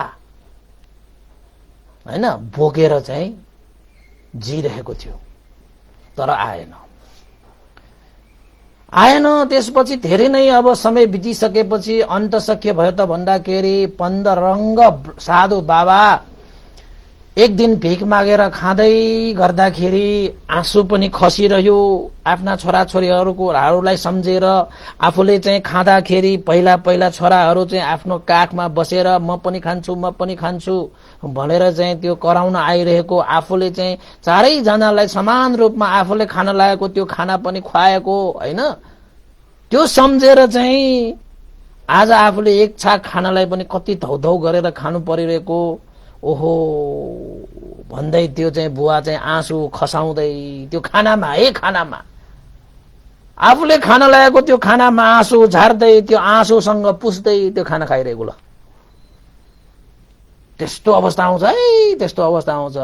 बेलैमा बुद्धि पुर्याउनु पर्छ, आफ्ना छोराछोरीलाई चाहिँ बेलैमा संस्कार दिनुपर्छ र बुहारी भित्राउँदाखेरि पनि संस्कारी बुहारी भित्राउनु पर्छ है। त्यसैले चाहिँ सबै समाजलाई चाहिँ विकास गर्ने हो भने छोरा होस् छोरी होस् संस्कारी बनाउनु पर्छ। छोरालाई पनि संस्कार सिकाउनु पर्छ, छोरीहरूलाई पनि संस्कार सिकाउनु पर्छ। तपाईको छोरी कसैको बुहारी हुन्छ, त्यो घरमा जाँदाखेरि पनि संस्कार लिएर जाँदाखेरि त्यो घरलाई पनि संस्कारी घर बनाउँछ त्यो छोरीले। छोराले त एउटा घरलाई संस्कारी बनाउने, तपाईँको छोरीले त दुईटा घरलाई संस्कारी बनाउँछ, अझै भविष्य पनि संस्कारी बनाउँछ छोरीले त। झनै संस्कारी बनाउनु पर्छ है बुहारीहरूलाई, छोरीहरूलाई त। बिचरा ब्राह्मण चाहिँ आँसुसँग आफ्नो खाना मुस्दै खाँदै अब त छोरा बुहारले लिन आउने आशामा समय बित्दै अब त उठ्न बस्न पनि गाह्रो भइसक्यो। उठ्नको लागि पनि एउटा लाठी टेकेर उठ्नुपर्ने अवस्था आइसक्यो, बस्न पनि एउटा लाठी टेकेर बस्नुपर्ने भइसक्यो। अब त्यो ब्राह्मणको सहारा, जीवनको सहारा भनेकै त्यो लाठी जस्तो हुन थाल्यो कि। बुढेसकालमा त्यो लाठी सहारा हुन्छ कि अन्त छ। हेर्नुहोस् है, तपाईँको सहारा भनेको अन्तिममा लाठी भएर आउँछ। हेर्नुहोस् न तपाईँ नपट्या तीन खुट्टे हुन्छ क्या, तीन खुट्टे थाहा छ नि तपाईँलाई। तपाईँसँग दुई खुट्टे त छँदैछ, बुढो भएपछि तपाईँ तीन खुट्टे हुन्छ क्या, तीन खुट्टे। बच्चा बेलामा चार खुट्टे हुन्छ, युवा अवस्थामा तपाईँ चाहिँ दुई खुट्टे हुन्छ, वृद्ध अवस्थामा तीन खुट्टे हुन्छ र के। अब बच्चा बेलामा चाहिँ खुट्टा र हातले टेकेर हामी गइरहेको हुन्छ नि, चार खुट्टे भएन। अब वृद्ध युवा अवस्थामा त लत्ता कत्ता हत्ता जवान भएपछि दुई खुट्टेमा कति हिँड्छ, बुढा भएपछि तीन खुट्टे हुन्छ भनेको मतलब के लाठी नै तपाईँको अब सहारा हुन्छ कि। त्यो लाठी भएन भने त तपाईँको दुई खुट्टा त लडिहाल्छ। बिचारा ब्राह्मण चाहिँ अब तीन खुट्टे भएछ। लाठीकै भरमा उठ्ने, लाठीकै भरमा बस्ने, जहिले पनि सोध्थ्यो त्यो लाठी हेर्दाखेरि मेरा चार जना चाहिँ त्यस्ता चाहिँ होइन खम्बा जस्ता मेरा चाहिँ छोराहरू थिए, तर आज यस्तो वृद्ध अवस्थामा पुगेर मलाई त्यस्ता छोराहरूको कुनै भर रहेन। बरु हेर यो निर्जीव यो लाठी यसैले मलाई भर दिइरहेको छ, यसैले मलाई सहारा दिइरहेको छ। म हिँड्दाखेरि पनि यही लाठीले सहारा दिइरहेको छ, म लड्न खोज्दाखेरि पनि यही लाठीले सहारा दिएको छ। मेरा छोराछोरीहरू चाहिँ बाल्यकालमा चाहिँ हिँडेर लड्दाखेरि मैले कति उठाएको थिएँ, हिँड्न सिकाएको थिएँ, लड्दाखेरि उठाएको थिएँ। घाउ चोटपटक हुँदाखेरि मैले चाहिँ औषधि मालिस गरेको थिएँ। खाना नपाएर भोक लाग्दाखेरि रुन आउँदाखेरि, काखैमा बस्न आउँदाखेरि आफूले खान लागेको घाँस पनि उसको मुखमा हालिदिएको थिएँ। आज मेरो जीवन कस्तो भयो भन्दै आँसु झार्दै बिचरा ब्राह्मण त रुँदै अब त के गर्ने, समय पनि धेरै बितिसक्यो। हुन त चाहिँ अब त्यो कमजोर भएको पनि के हो त भन्दाखेरि खाना नपाएर हो नि त। अब खाना नपाएपछि, आहार नभएपछि हाम्रो यो शरीर पनि चाँडो जीर्ण हुन्छ कि, चाँडै जीर्ण हुन्छ, अशक्त हुन्छ, निर्बल भएर जान्छ नि। त्यस्तै भएपछि अब पण्डरङ्ग साधु त्यो ब्राह्मण भएर चाहिँ उसले के विचार गर्यो त भन्दाखेरि अब त म हिँड्न पनि नसकिने भए, भिक्षा माग्न जान पनि मलाई गाह्रो भइसक्यो, किनभने मेरो शरीर अशक्त भएर गए, जीर्ण भएर गए। अब त आज हो कि भोलि हो जस्तो भइसकेको छ। मेरा छोरा बुहारीले पनि मेरो गुण सम्झेर कहिले लिन आएन। यो समयमा अब चाहिँ मेरो आधार भरोसा भनेको कोही रहेन। त्यति बेला त्यो ब्राह्मणले चाहिँ त्यो भिक्षा खाइरहँदाखेरि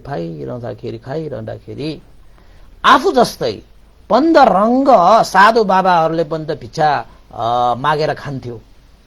त्यही समयमा भगवान बुद्ध पनि त भिक्षा मागेर खान्थ्यो नि त्यति बेला, हैन? सारा भिक्षुहरू राखेर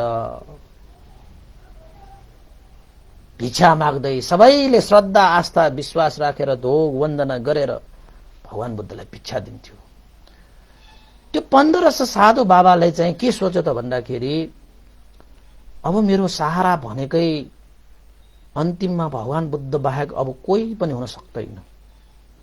किन त भन्दाखेरि भगवान बुद्ध सत्यवादी हुनुहुन्छ, सम्यकवादी हुनुहुन्छ, कर्तव्यवान हुनुहुन्छ, मैत्री र करुणाले सम्पन्न हृदय भएको हुनुहुन्छ, उहाँ शीतल हुनुहुन्छ, उहाँले सबैलाई आफ्नो सन्तान चाहिँ माया गर्नुहुन्छ, प्रेम गर्नुहुन्छ, मैत्री राख्नुहुन्छ, करुणा राख्नुहुन्छ। उहाँ पनि त्यसरी चाहिँ भिक्षा गएर नै खानुहुन्छ। अब मेरो जीवन चाहिँ यत्तिकै बित्ने भयो, त्यसैले म अन्तिम समयमा भए पनि भगवान बुद्ध कहाँ गएर मैले शरण लिनु बाहेक अरू मेरो कुनै पनि शरण छैन। अब सबै मान्छेहरू भगवान बुद्ध कहाँ गएर दुःख निवारण भए, दुःख कष्टबाट मुक्त भए भनेर उसले सुने। भगवान बुद्ध सबैका पिता समान हुनुहुन्छ भनेर उसले बुझे र अन्ततः लाठी टेक्दै त्यो ब्राह्मण कहाँ गए त भन्दाखेरि भगवान बुद्ध कहाँ गए। भगवान शास्ता, म तपाईको शरणमा आए, मलाई तपाईको कोमल चरणमा स्थान दिनुहोस्, म अभागी। आज लाठीको सहारामा म हिँडिरहेको छु, उठिरहेको छु, बसिरहेको छु। एक छाक खान पनि धौधौ भइसकेको छ। एक छाक खाँदाखेरि पनि आँसुसँग मुछेर खाइरहेको छु। भगवान शास्ता, म अभागीलाई तपाईको कोमल चरणमा ठाउँ दिनुहोस् भन्दै ब्राह्मणले भगवान बुद्धलाई आँसु झारेर भगवान बुद्धलाई प्रार्थना गर्न थाले। हेर्नुहोस् है, अब भगवान बुद्ध चाहिँ महान करुणाले युक्त व्यक्ति, त्यस्तो हृदय भएको भगवान शास्ताले त्यो ब्राह्मणलाई फूललाई चाहिँ बिस्तारै टिपेर, हे ब्राह्मण, किन तिमी आँसु झार्छौ? के को लागि तिमी आँसु झार्छौ? यसरी आँसु झारेर आएको त जन्म मरणको चक्रमा यसरी आँसु झारेर आएको जम्मा गर्ने हो भने सागर समान हामीले आँसु झारेर आइसकेका छौं। आँसु झारेर यो दुःख मुक्त हुने होइन। त्यसैले हे ब्राह्मण, तिमी साह्रै अशक्त छौ। तिमीलाई के भयो र आज तिमीले आफैले अभागी भनेर चाहिँ त्यसरी चाहिँ अब व्यक्त गरिरहेका छौ? के भयो ब्राह्मण तिमीलाई भनेर भगवान बुद्धले चाहिँ महाकरुणा चित्त राखेर ब्राह्मणलाई सोधे। यद्यपि भगवान बुद्धलाई सबै कुरा थाहा छ। त्यो ब्राह्मणलाई भेट्ने बित्तिकै उहाँ त सर्वज्ञ हो नि। यो ब्राह्मणलाई अब के गर्नुपर्छ, कसरी चाहिँ यसलाई चाहिँ अब सुख सहयोग गर्नुपर्छ, भगवान बुद्धलाई सबै थाहा छ। ब्राह्मणलाई भेटेपछि थाहा भइसक्यो, तर उसैको मुखबाट सुन्नु पर्थ्यो, सबैलाई सुनाउनु पर्थ्यो के हुँदो रहेछ यो समाजमा। ब्राह्मणले भए जतिका सबै कथाहरू सविस्तार सुनाए, सबै कुरा सुनाए। अन्तसम्म मेरो चाहिँ सहारा भनेको चाहिँ यही लाठी मात्रै भएको सम्मको कुरा ब्राह्मणले चाहिँ आँखामा गहभरि आँसु राखेर त्यो ब्राह्मणले भगवान बुद्धलाई सुनाए। त्यहाँका भिक्षुहरू, त्यहाँका मान्छेहरू सबैले, पृथक जनहरूले आँखाबाट आँसु नझर्ने कोही पनि छैन रे। हेर्नुस् है, हुन त त्यो बेलामा यस्तो नियम पनि थियो, पिताहरूले आफ्ना छोराछोरीले पालन पोषण गरेन भनेर चाहिँ त्यस्तो एउटा चाहिँ मुद्दा मामिला गर्यो भने त्यहाँ एउटा चाहिँ मान्छेहरूको त्यो समाजमा चाहिँ कस्तो थियो त भन्दाखेरि आफ्ना आमा बाबालाई पालन नगर्ने मान्छेलाई मृत्यु दण्डसम्मको पनि सजाय दिन सक्थ्यो। तर उसले चाहिँ त्यो छोराछोरीलाई त्यस्तो चाहिँ सजाय दिनाउन चाहेन। हेर्नुहोस् त, पिताको मन भएर छोराछोरीहरूलाई दुःख दिन चाहेन। ऊ चाहिँ अब चाहिँ सहेर बसिरह्यो, छोरा बुहारले अवश्य पनि मेरो गुण सम्झेर लिन आउँछ भनेर। आज छोराछोरी छोरा बुहारले लिन आएन, कालले लिन आउला जस्तो भइसक्यो। हेर्नुहोस्, तर छोराछोरीले लिन आएन। अब ब्राह्मणले फेरि त्यो समयमा पनि आफ्ना छोराहरूलाई चाहिँ त्यसरी चाहिँ दण्डित गर्ने चाहिँ विचार गर्नु भएन। बरु भगवान बुद्धको शरणमा गएर मैले आफ्नो जीवन धन्य बनाउला, छोराछोरीहरूलाई चाहिँ म दुःख दिन्न भनेर त्यो ब्राह्मणले छोराछोरीहरूलाई त्यसरी मुद्दा मामिला त्यसरी चाहिँ अरूलाई छोराछोरीलाई चाहिँ मृत्युदण्डसम्म दिन सक्ने त्यस्तो चाहिँ नीति नियमलाई कसैले भन्न गएन। ऊ त पुरा पण्डरङ्ग साधु बाबा जस्तै रहरले भएको जस्तो। अनि भगवान बुद्धले त्यस्तो एउटा दर्दनाक घटेपछि ब्राह्मणलाई, त्यसो भए ब्राह्मण, मैले तिमीलाई चाहिँ केही गाथाहरू सिकाएर पठाइदिन्छु। त्यो गाथा तिमीले तिम्रा ब्राह्मण समुदायमा सभा समारोह हुँदाखेरि यो 5वटा गाथा तिमीले चाहिँ त्यहाँ वाचन गरिदिनुहोस्। ब्राह्मणहरूको त्यहाँ भेला हुन्छ, ठुल्ठुलो सेमिनार जस्तो के हाम्रो जस्तो ठुल्ठुलो सभाहरू जस्तो। त्यस्तो भएको बेलामा तिमीले एकपल्ट यो गाथाहरू सुनाउनुहोस्। आजकलको नियम अनुसार चाहिँ अब त्यहाँ त्यो समयको नियम अनुसार छोराहरूलाई त खासमा मृत्युदण्डसम्म दिने त्यहाँ नियमहरू थियो। त्यो ब्राह्मणले चाहेको भए दिन सक्थ्यो। तर भगवानले त्यहाँ के गर्न खोजेको त भन्दाखेरि ती छोराछोरीहरूलाई अझै पनि मौका दियो। यदि ती छोराछोरीहरूले अब त्यो चाहिँ गाँठा बुझेर सुनेर आफ्ना पितालाई स्वीकार्यो भने स्वीकारिहाल्यो, स्वीकारेन भने जुन चाहिँ अब मार्ग गर्नुपर्ने हो त्यो मार्गहरू चाहिँ अब प्रशस्त गर्दा पनि हुन्छ। र भगवान बुद्धलाई यो पनि कुरा थाहा थियो कि यो गाँठा उसले कण्ठ गरेर त्यो सभामा गएर यो वाचन गर्न थाल्यो भने उसका छोराछोरीहरूले चाहिँ सकारात्मक भूमिका नै निर्वाह गर्छ भन्ने थाहा भएर नै भगवान बुद्धले ब्राह्मणलाई त्यो गाँठा 5वटा गाँठा सिकाउनु भएको। उपकारको लागि के भनेर सिकाउनु भयो त भन्दाखेरि भगवान बुद्धले, हे ब्राह्मण, त्यसो भए तिमी पिताको मन लिएर एकपल्ट तिम्रा छोरा बुहारीहरूको त्यो ब्राह्मणहरूको त्यो सभामा गएर यो गाथा सुनाऊ। तिमी आफ्नो छोराहरूलाई चाहिँ दण्डित भएको देख्न सक्दैनौ भने यो गाथा कण्ठ गरेर एक दिन ब्राह्मणहरूको सभामा गएर वाचन गरिदियो है त भनेर भगवान बुद्धले चाहिँ यो गाथा सिकाउनु भयो। कस्तो गाथा त भन्दाखेरि मैले तपाईहरुलाई राम्रोसँग यहाँ चाहिँ सुनाउँछु, तपाईहरु पनि सुन्नुस् है त। पाली भाषा र नेपाली भाषाबाट पनि मैले उल्टा गरिदिन्छु।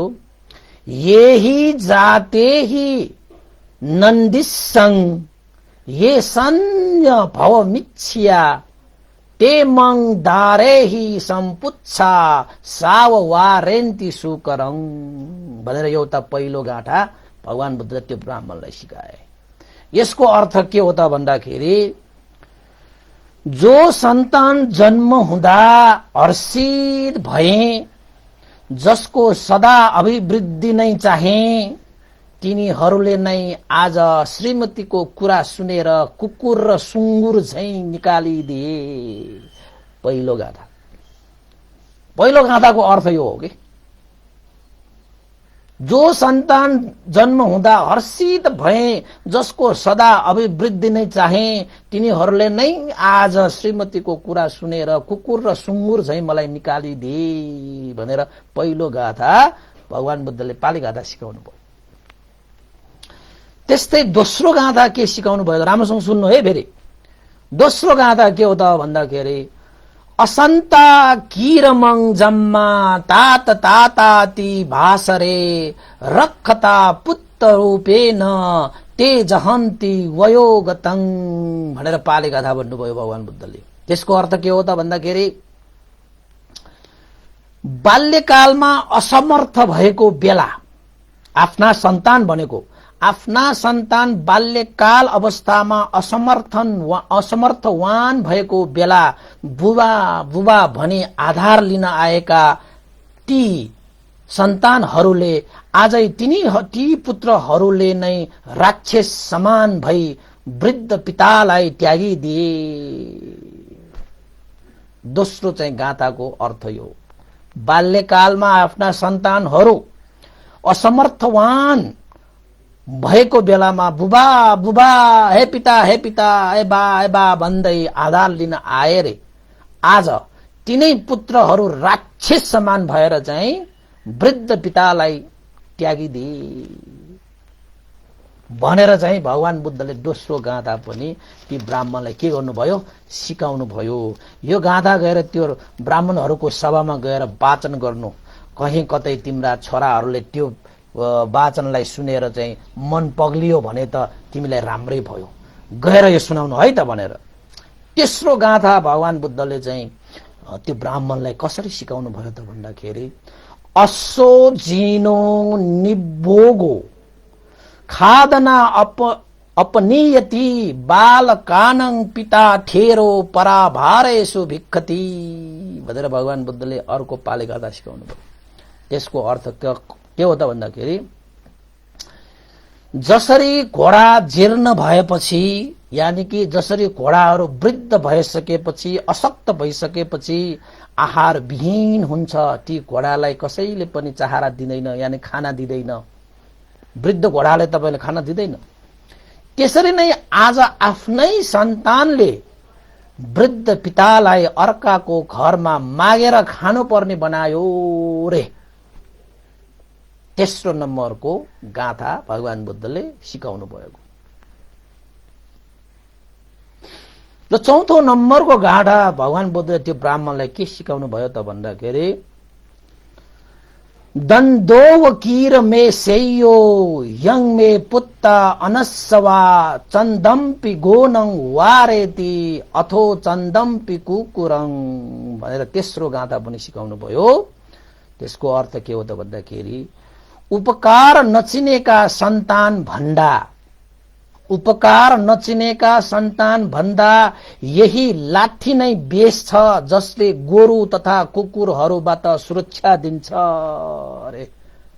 उपकार नचिन्ने त्यो चाहिँ सन्तानहरू भन्दा आफ्नो एउटा लाठी नै उपकार हुन्छ भनेको।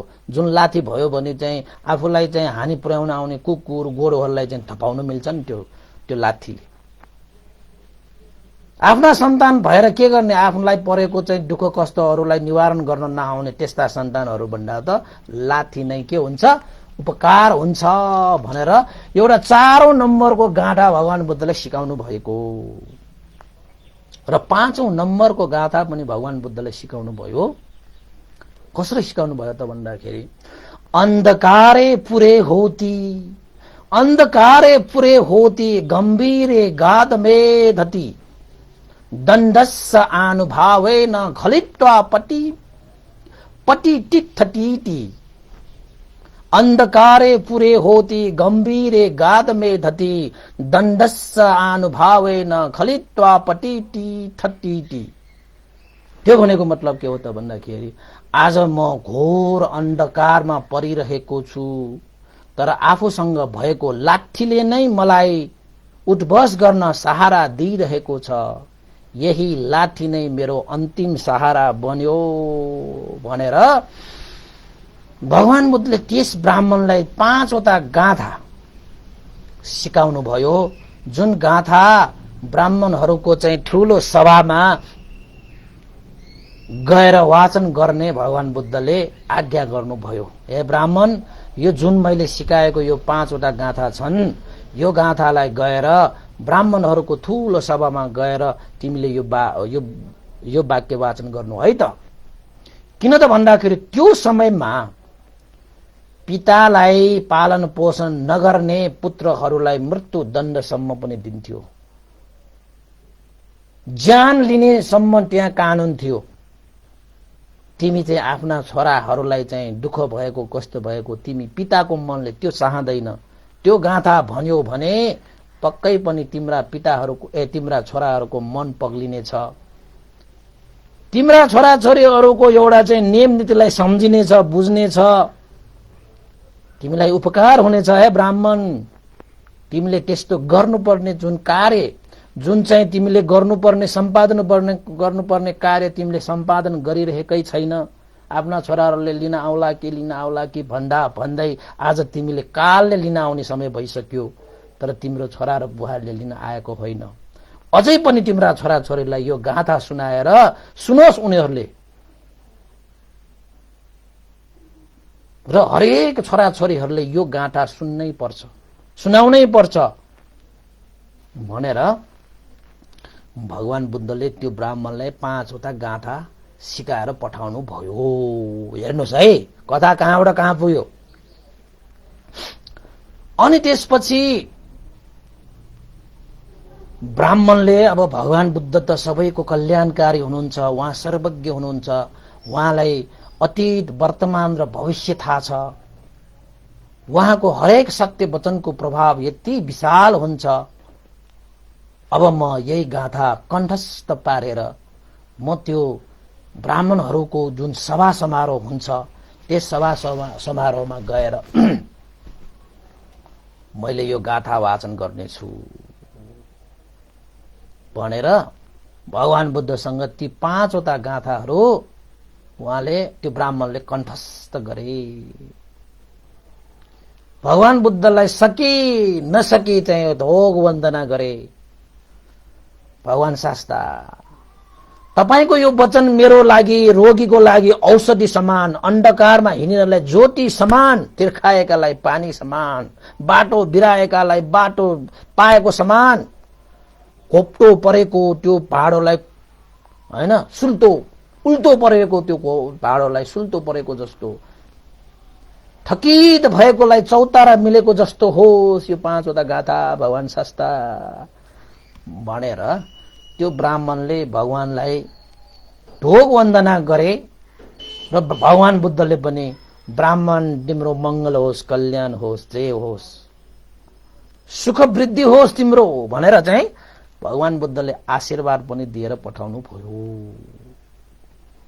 ब्राह्मणको मनमा के थियो त भन्दाखेरि अवश्य पनि यो सत्य वचन भगवान बुद्धको यो शिक्षाले मैले आफ्नो जीवनलाई चाहिँ पालन पोषण गर्नेछु भनेर त्यो ब्राह्मणले आखिर त त्यो नगरको, श्रावस्ती नगरको ब्राह्मणहरूको त्यो ठुलै सभा हुन्थ्यो क्या। त्यहाँ ब्राह्मणहरूको यो चाहिँ ठुल्ठुला व्यक्तिहरूको होइन, सभा समारोह भएको समयमा आखिरमा त्यो ब्राह्मण गएर त्यो सभाको बीचमा हैन त्यस्तो एउटा चाहिँ कहिले नचिन्ने बुढो जीर्ण भएको मान्छे कसैले चिनेको थिएन, तर त्यो ब्राह्मण बीचमा गएर त्यो सभामा उठेर के भने त भन्दाखेरि, हे ब्राह्मण सभाहरू हो, मैले तपाईहरुलाई चाहिँ एउटा चाहिँ मैले चाहिँ गाथा वाचन गर्न गइरहेको छु। सबैले एउटा वृद्ध पिताको यो दुःख दर्दलाई सबैले सुनिदिनु होला भनेर चाहिँ आह्वान गरेछ। त्यति बेला के नियम थियो त भन्दाखेरि पिताको दर्द, पिताको दुःख कष्टलाई छोराछोरीहरूले सम्हाल्नु पर्ने, जुन छोराछोरीहरूले आफ्ना पितालाई पालन पोषण गर्दैन त्यस्ता छोराछोरीहरूलाई चाहिँ के गर्थ्यो त भन्दाखेरि दण्ड दिन्थ्यो हैन। अब त्यो सभा समारोह त्यो भइरहेको समयमा एउटा पिताको पीडा त्यहाँ व्यक्त गर्न आउँदाखेरि, ल भन हे ब्राह्मण, तिम्रा छोराछोरीहरू कुन हो, त्यस्ता छोराछोरीहरूलाई मृत्यु दण्डसम्मको सजाय हुन सक्छ, ल सुनाऊ भनेर त्यो सभामा त्यो ब्राह्मणले भगवान बुद्धले सिकाउनु भएको 5वटा गाथाहरू त्यो ब्राह्मणले सुनाए। 5वटा गाथाहरू अघि भनेको जस्तो सुनाए। त्यसको मतलब नेपाली भाषाबाट मैले अहिले भन्छु हैन। जो सन्तान जन्म हुँदा हर्षित भए, जसको सदा अभिवृद्धि नै चाहे, तिनीहरूले नै आज श्रीमतीको कुरा सुनेर कुकुर र सुँगुर झैं निकालिदिए। एउटा दोस्रो गाथाको अर्थ उसले कसरी भने त भन्दाखेरि, बाल्यकालमा असमर्थ भएको समयमा बुबा बुबा भन्दै आधार लिन आए, आज उनै पुत्रहरू राक्षस समान भई वृद्ध पितालाई त्यागिदिए भनेर त्यहाँ सुनाए। अनि त्यो त्यसपछि चाहिँ तेस्रो नम्बरको चाहिँ के हो त भन्दाखेरि जसरी घोडा जीर्ण वृद्ध भएपछि आहार विहीन हुन्छ त्यसरी नै आज आफ्नै सन्तानहरूले वृद्ध पितालाई अर्काको घरमा मागेर खानुपर्ने बनायो भनेर चाहिँ त्यहाँ चाहिँ वाचन गरिदियो हैन। चौथो नम्बरमा के वाचन गरिदियो त भन्दाखेरि उपकार नचिनेका सन्तान भन्दा आफूले टेक्ने लाठी नै बेस छ जसले गोरु र कुकुरहरूबाट सुरक्षा मिल्दछ भनेर चाहिँ त्यो बुवा चाहिँले त्यो लाठीको गुणगान गाएर, किन त भन्दा वृद्ध अवस्थामा उसले लाठी मात्रै त उसले सहारा पाएको भयो नि त। र अन्तमा पाँचौं नम्बरको त्यो गाँठा पनि भने आज म घोर अन्धकारमा परिरहेको छु तर आफूसँग भएको लाठीले नै मलाई उठबस गर्न सहारा दिइरहेको छु। उठ्दा बस्दा सुत्दा हिँड्दा मलाई यो लाठीले नै उठबस गर्न सहारा दिइरहेको छ। यही लाठी आज मेरो अन्तिम सहारा बन्यो भनेर त्यो ब्राह्मणले त्यो वृद्ध ब्राह्मणले त्यो हैन जीर्ण ब्राह्मण परिजीर्ण ब्राह्मण हैन जीर्ण भइसक्यो त्यो ब्राह्मणले त्यसरी त्यो सभामा चाहिँ त्यसरी चाहिँ वाचन गरिदिए। वाचन गरिदिइसकेपछि त्यहाँको अब उसको चाहिँ ब्राह्मणहरूको सभा भनेपछि त्यसको छोरा बुहारीहरू पनि त्यहाँ थिए, अरू ब्राह्मणहरू पनि थिए। सबै ब्राह्मणहरूले चाहिँ अब नीति नियम थाहा पाउने ती ब्राह्मणहरूले के भने त भन्दाखेरि ओहो तिमीलाई त धेरै नै चाहिँ अन्याय भएको रहेछ, तिमीलाई त साह्रै नै पीडा भएको रहेछ। कस्ता छोरा छोरीहरू हुन् पितालाई आज त्यागेर पितालाई आज दुःख कष्ट दिएर को छोरा छोरीहरू हुन् तिनीहरूलाई चाहिँ सजाय दिनु पर्यो हैन, तिनीहरूलाई चाहिँ दण्डित गर्नु पर्यो भनेर। अब को कसैलाई थाहा छैन। सबैले तिम्रा सन्तान को छ त्यो सन्तानले तिम्रो पालन पोषण गर्नुपर्छ।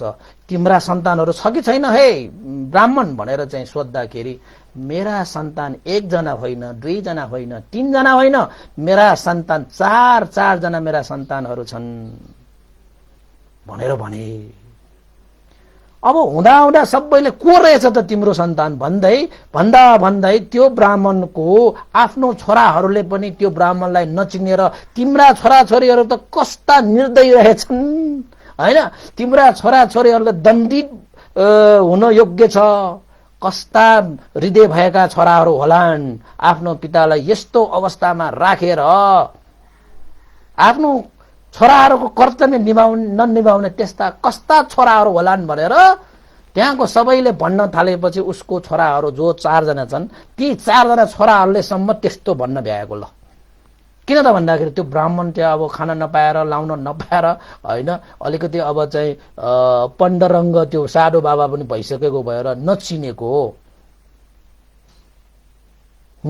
ल। हेर्नुस् त अब समाजमा त हामी चाहिँ कस्तो चाहिँ अब वातावरण छ त भन्दाखेरि आफ्ना पिताहरूलाई त पालन गर्नुपर्छ, पोषण गर्नुपर्छ, आफ्ना पिताहरूको सेवा गर्नुपर्छ भनेर चाहिँ हामी यहाँ डम्फु बजाउँछौं तर आफ्नो जीवनमा परेको बेलामा चाहिँ त्यसरी गर्दैन के।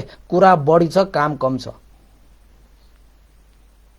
सबै ब्राह्मणले भन्दै गर्दै आफ्नो बुबालाई नचिनेर आफ्ना 4 जना छोराहरूले सम्म कस्ता सन्तान रहेछ, कस्ता निर्दयी रहेछ, कस्ता चाहिँ मन रहेछ, ढुङ्गाको मन रहेछ, त्यस्ताहरू त दण्डित हुनुपर्छ भन्न सम्म भ्याएको बेलामा आखिरमा सबै ब्राह्मणहरू त्यहाँका सभासदहरू हैन त्यहाँका सभाको सदस्यहरूले चाहिँ सबैले त्यस्ता छोराछोरीहरू त्यस्ता छोराछोरीहरूलाई चाहिँ दण्ड नदिकन हुँदैन। नियम नीति अनुसार आफ्नो चाहिँ पिताहरूको सम्पत्ति लिएर अन्ततः वृद्ध अवस्थामा पुगेका आफ्ना आमा बुवाहरूलाई चाहिँ पालन पोषण गर्नुपर्ने हाम्रो नीति नियम छ, हाम्रो चाहिँ यो चाहिँ अनुशासन छ। यो अनुशासन नागेर जाने, यो नीति नियमलाई भङ्ग गर्ने त्यस्ता छोराछोरीहरूलाई चाहिँ के गर्नुपर्छ? दण्डित गर्नुपर्छ। यहाँसम्मको दण्डित त्यस्तालाई त मृत्यु दण्डसम्म दिनुपर्छ। हे ब्राह्मण तिम्रो चाहिँ सन्तान को हो तिमीलाई थाहा छ कि छैन? ल भन, तिनीहरूलाई मृत्यु दण्डसम्म पनि दिनुपर्छ भनेर त्यो ब्राह्मणहरूको एउटा चाहिँ सभाबाट तेस्रो ठुलो आवाज निस्किन थालेपछि आखिर त त्यो ब्राह्मणले, त्यो परिजीर्ण ब्राह्मणले चाहिँ आफ्ना सन्तान को हो भनेर र आफू को हो भनेर त्यहाँ सबैको सामु छर्लङ्ग परिचय दिए। जुन बेलादेखि सुरु भएको घटना हो त्यो घटना सबै प्रष्ट रूपमा त्यो सभामा चाहिँ त्यो ब्राह्मणले प्रष्ट पारे। कसरी प्रष्ट पारे? म यो श्रावस्ती नगरको म 8 लाख सम्पत्तिले युक्त भएको ब्राह्मण हो। मेरा 4 जना पुत्रहरू ये हुन् भनेर चाहिँ नामै टोकेर अन्तसम्म मैले उनीहरूलाई विवाह गरिदिए। विवाह गरेर मैले चाहिँ यिनीहरूलाई चाहिँ सम्पत्तिको अंशको रूपमा 1 लाख पनि मैले दिएँ र अन्त मेरो श्रीमती बितेपछि म एक्लिएँ र त्यो 4 जना सन्तानले मलाई सेवा गरेर आखिरमा मैले आफ्नै सन्तान हो भनेर चाहिँ मैले 4 लाख पनि बाँडिदिए।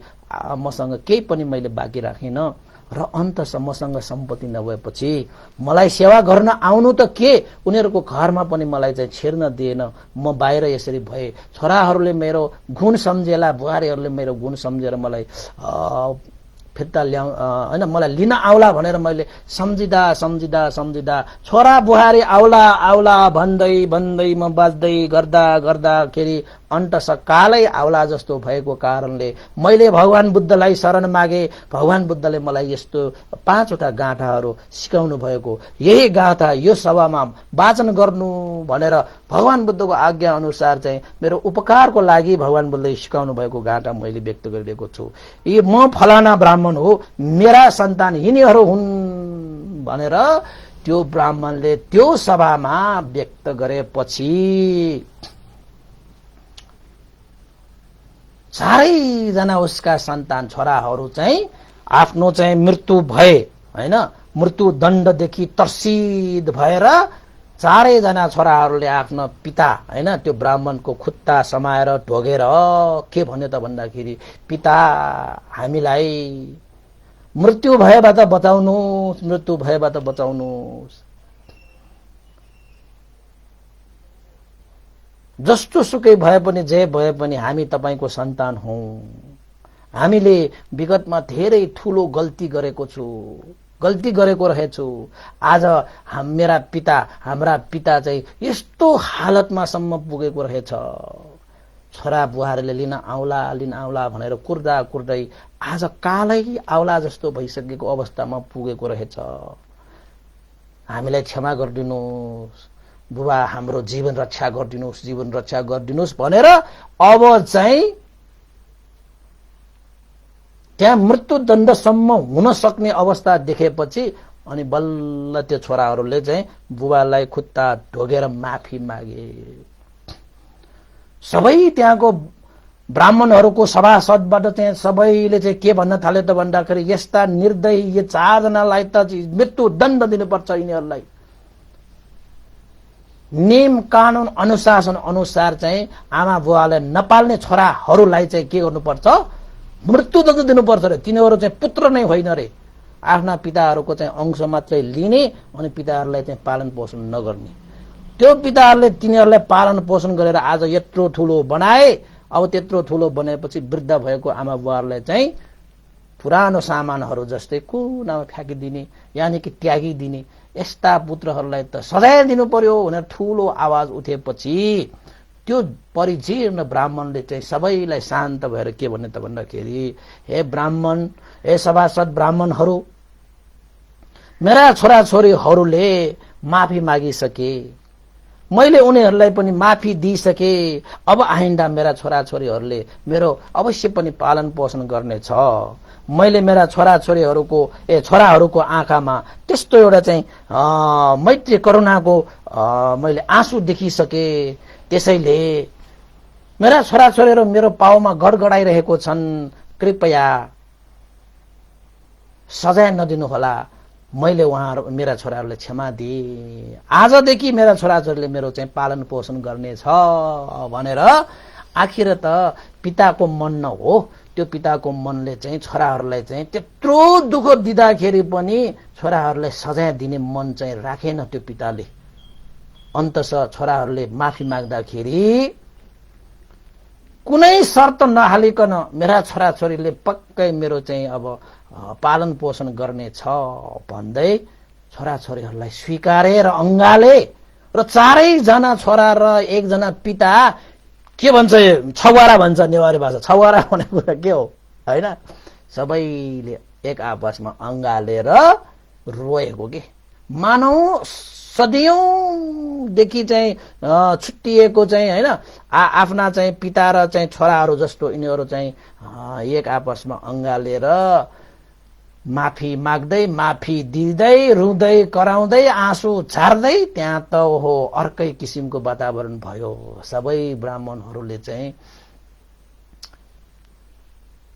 त्यो पिता र त्यो छोरा चारजनाको त्यो आँसु देखेर अरू ब्राह्मणहरूले पनि आँसु थाम्न सकेन सबैले आँसु पुग्दै यो ब्राह्मणहरूको जे होस् अहिले अब आइन्दा यसले कहिले दुःख नपाओस् छोराछोरीहरू पनि ज्ञानी होस् यिनीहरूले आफ्नो पितालाई पनि पालन पोषण गरोस् र यो जुन नियम कानुन बनाएको छ त्यो नियम लागू गर्नै नपरोस् भनेर त्यो ब्राह्मणहरूले आशिका गर्दै आँसु पुस्दै बस्यो रे त्यो सभामा आखिरमा त्यो दिनदेखि ती चारजना छोराहरूले ब्राह्मणको आफ्ना पिताको गुणलाई झलझली सम्झे के गरी सम्झे त भन्दाखेरि एउटा गाथा भनेको थियो नि भगवान बुद्धले सिकाउनु भएको चाहिँ जुन सन्तान जन्मिँदाखेरि पिता भनेको अति नै हर्षित हुन्थ्यो रे र पिता भनेको अभिभावक भनेको यस्तो व्यक्ति जसले आफ्नो सन्तानको अभिवृद्धि होस् भनेर जहिले कामना गर्छ जहिले चाहिँ प्रयास गरिरहेको हुन्छ अरे अनि ती छोराछोरीले चाहिँ यस्तो मेरो चाहिँ म जन्मिँदाखेरि त्यत्रो हर्षित भएर मेरो जीवन उन्नति अभिवृद्धिको लागि त्यस्तो कार्य गर्ने त्यो पिताको लागि चाहिँ मेरो श्रीमतीहरूको कुरा सुनेर मैले आज चाहिँ हैन एउटा कुकुर र सुँगुरहरूलाई जस्तै निकालिदिएँ धिक्कार छ भनेर चाहिँ त्यो छोराछोरीले चाहिँ अब गुण सम्झे हैन बाल्यकालमा हामी हिँड्नै नसक्दाखेरि हामीलाई हिँडाउने खानै नसक्दाखेरि खुवाउने बोल्नै नसक्दाखेरि बोल्न सिकाउने फोहोरमा चाहिँ लडी बुढी खेलिरहँदाखेरि हामीलाई सफा गरेर सेवा गरिदिने हामीले चाहिँ केही डर हुँदाखेरि चिन्ता हुँदाखेरि खुसी हुँदाखेरि दुःख हुँदाखेरि बुबा बुबा भनेर हामीले चाहिँ काखमा बस्न जाने यस्तो बुबा यस्तालाई चाहिँ हामीले चाहिँ एउटा चाहिँ राक्षसले जस्तो व्यवहार गरेर आज चाहिँ बुवालाई यसै हामीले लट्याउन पुगेँ भन्ने पश्चाताप गरेर छोराछोरीले चाहिँ बुवाको गुणलाई सम्झे त्यस्तै गरी चाहिँ अब चाहिँ घोडाहरू जीर्ण भयो भने आहार दिँदैन बुवाहरू भनेको घोडाहरू होइन बुवाहरूले त हामीलाई चाहिँ जीवन चाहिँ हैन आफू जीर्ण भए हुन्जेल पनि छोराछोरीहरूको लागि सुख शान्तिको लागि काम गर्दै गर्छ अहिले पनि बुढा भएको यो अवस्थामा पनि हेर्नुस् त छोराछोरीलाई दुःख पाउँछ भनेर नियम कानुन हुँदाखेरि पनि दण्डित गर्ने पिताले त्यस्तो सोच राखेन यस्ता पितालाई हामीले चाहिँ हैन अर्काको घर घरमा गएर मागेर खानुपर्ने बनाए जो छोराहरूले चाहिँ यस्तो सम्पत्ति पाए त्यो पिताबाट 2 लाख सम्पत्ति सामनाहरू पाए त्यस्ता पितालाई चाहिँ हामीले चाहिँ घर घरमा गएर मागेर खानुपर्ने बनाए तरै पनि त्यो पिताले छोराछोरीहरूलाई दण्डित गर्नको निमित्त केही पनि कदम चालेन पिताको मन चाहिँ विशाल हुँदो रहेछ आकाश जस्तो विशाल सागर जस्तो गहिरो हुँदै रहेछ यस्तो दुःख हुँदाखेरि पनि बरु घर घरमा गएर मागेर खान तयार भए तर आफ्ना छोराहरूलाई दण्डित दिन कुनै पनि कदम चालेन धन्य छ मेरा पिता यस्ता पिता पाउनु त गर्वको विषय हुँदो रहेछ भनेर ती छोराछोरीले आँखामा आँसु झार्दै पिताको चाहिँ गुण सम्झे हैन हेर्नुस् त चार जना छोराहरू हुँदा हुँदै पनि मेरा पिता आज उठ्दा बस्दाखेरि एउटा लाठीको सहारामा उठ्नुपर्छ बस्नुपर्छ हिँड्नुपर्छ उपकार नचिन्ने सन्तान भन्दा त त्यो एउटा लाठी नै काम लाग्यो हाम्रा छोराछोरीहरूले पनि हामीलाई त्यसरी उपकार नसम्झेर हामीलाई पनि त्यसरी त्यागिदियो भने हाम्रो मात्र के सुरक्षा हुन्छ चार जना चाहिँ त्यस्तो चाहिँ लाठे होइन, खम्बा जस्ता त्यत्रो धन सम्पत्ति प्राप्त भए, 2 लाख धन सम्पत्ति भयो त्यति बेला धेरै नै। त्यस्तो छोराहरू हुँदाखेरि पनि आज त्यस्तो पिताको यस्तो हालत भयो। त्यस्तो पिताको चाहिँ लाठी नै एउटा मात्रै सहारा भयो। हेर्नुहोस् त, 4 जना यत्रो सन्तान भएर पनि बुवाको निमित्त त केही आधार भरोसा भएन। हाम्रा सन्तानहरूले पनि हामीलाई यस्तो गर्यो भने कति चित्त दुख्छ होला। मेरा पिता भनेर त्यो ब्राह्मणको 4 जना ब्राह्मणले अब बुवाको चाहिँ गुण सम्झे झल्झल्दे। आज हेर्नुहोस् त, मेरा पिता मानव अन्धकारमा हिँडिरहेको जस्तो, कहाँ पुग्छ कहाँ खस्छ के भएको जस्तो भइरहेको छ।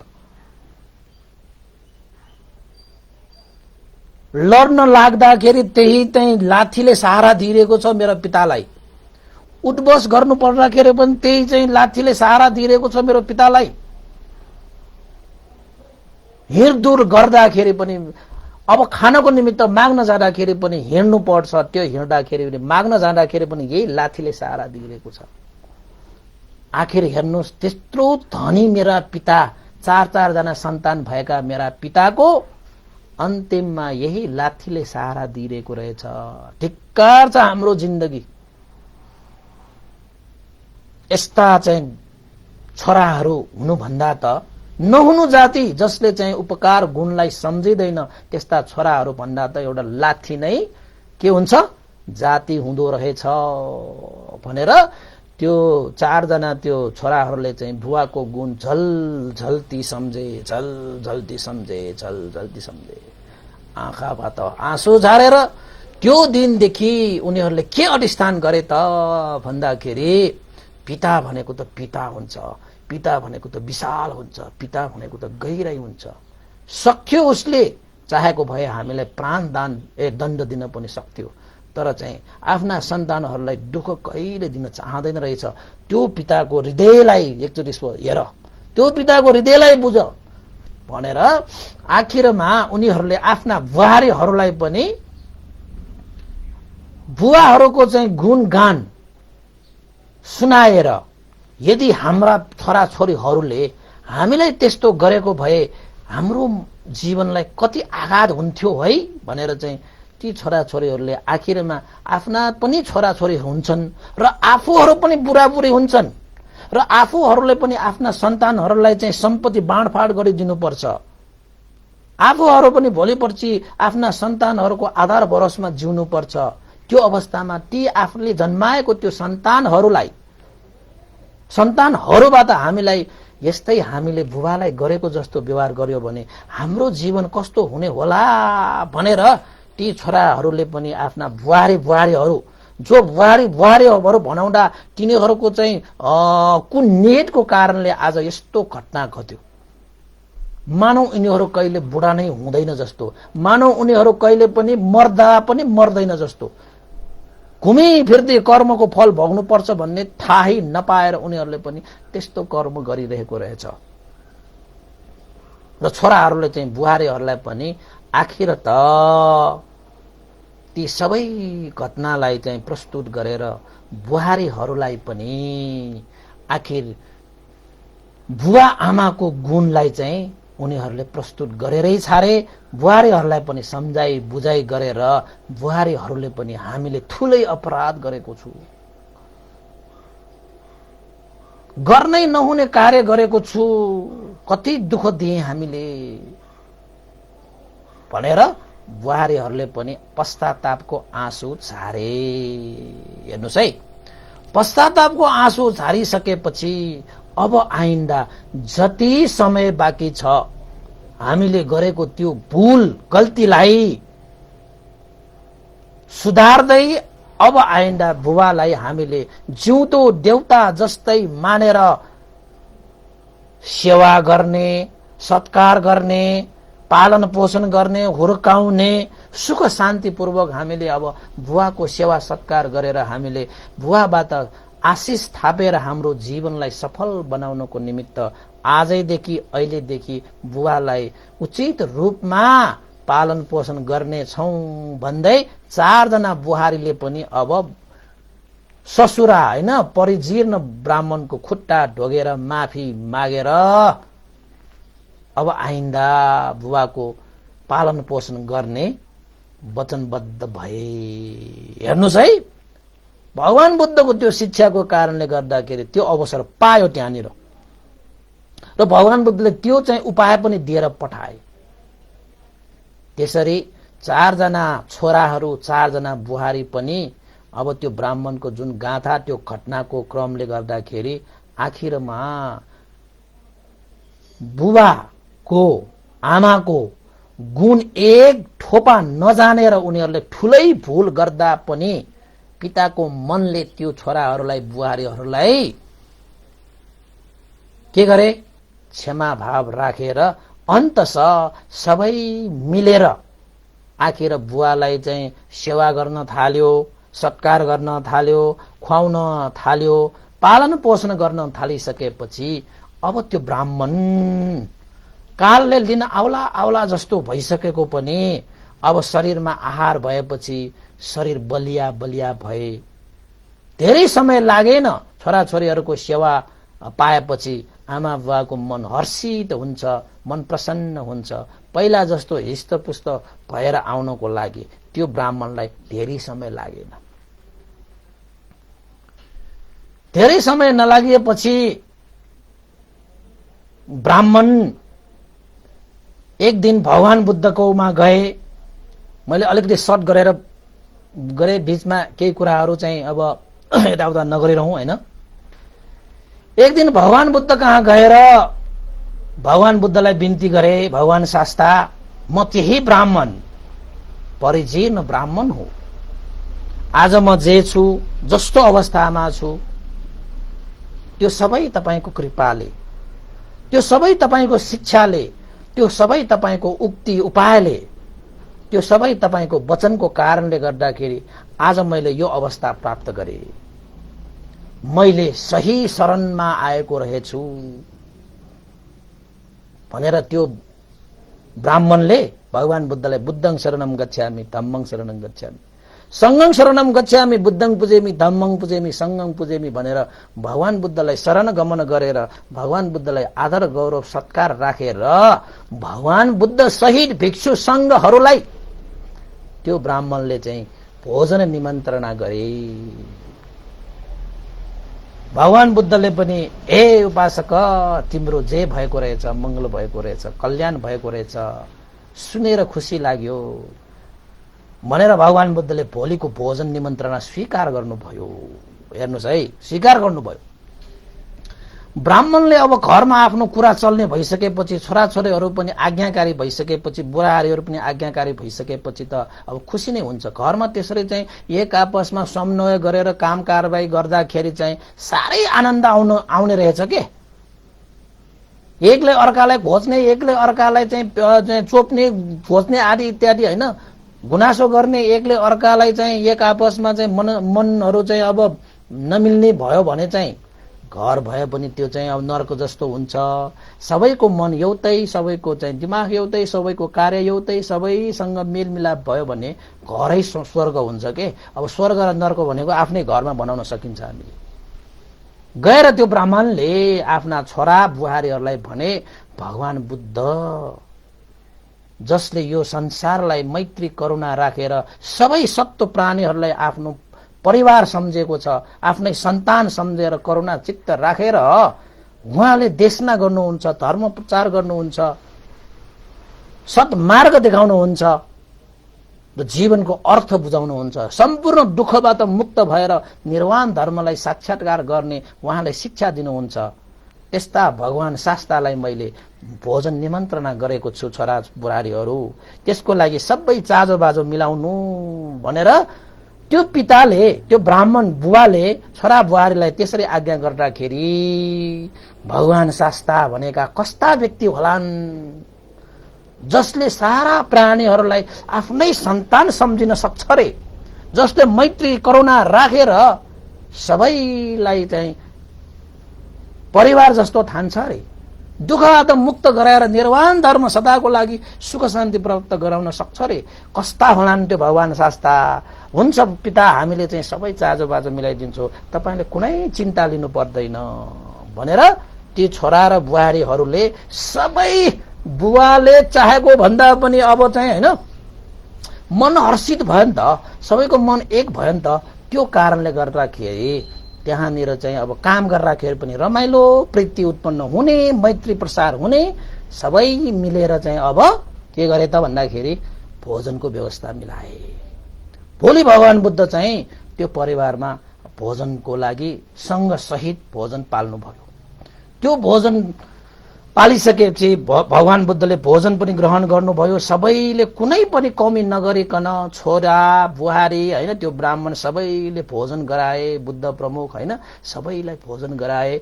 पहिलो छोराकोमा पनि गराए, बुवा के भन्छ माइलो छोराकोमा पनि गराए, साइलो छोराकोमा पनि गए, कान्छो छोराकोमा, मानु सबैकोमा त्यसरी चाहिँ भोजन सजन सबै गरिसकेपछि अन्ततः भगवान बुद्धले आमा बुवा भनेका के हुन्, आमा बुवाको कति गुण छ होइन, त्यो छोराछोरीलाई चाहिँ उपदेश दिएको।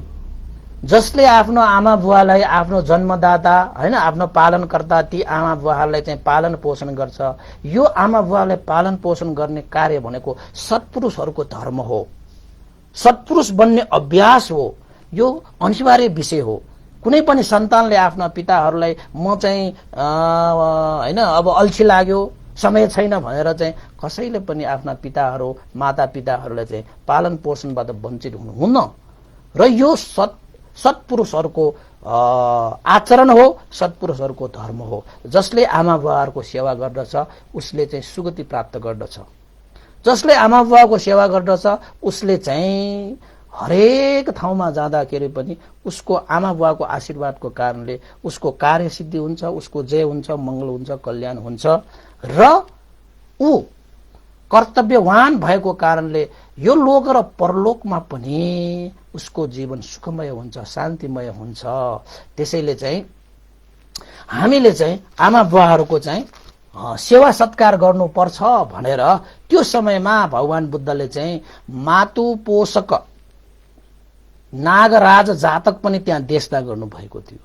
यो मातु पोषक नागराज जातक चाहिँ अलिकति लामो छ। यो मैले यहाँ भनिरह्यो भने अब 3 घण्टा जान्छ होइन।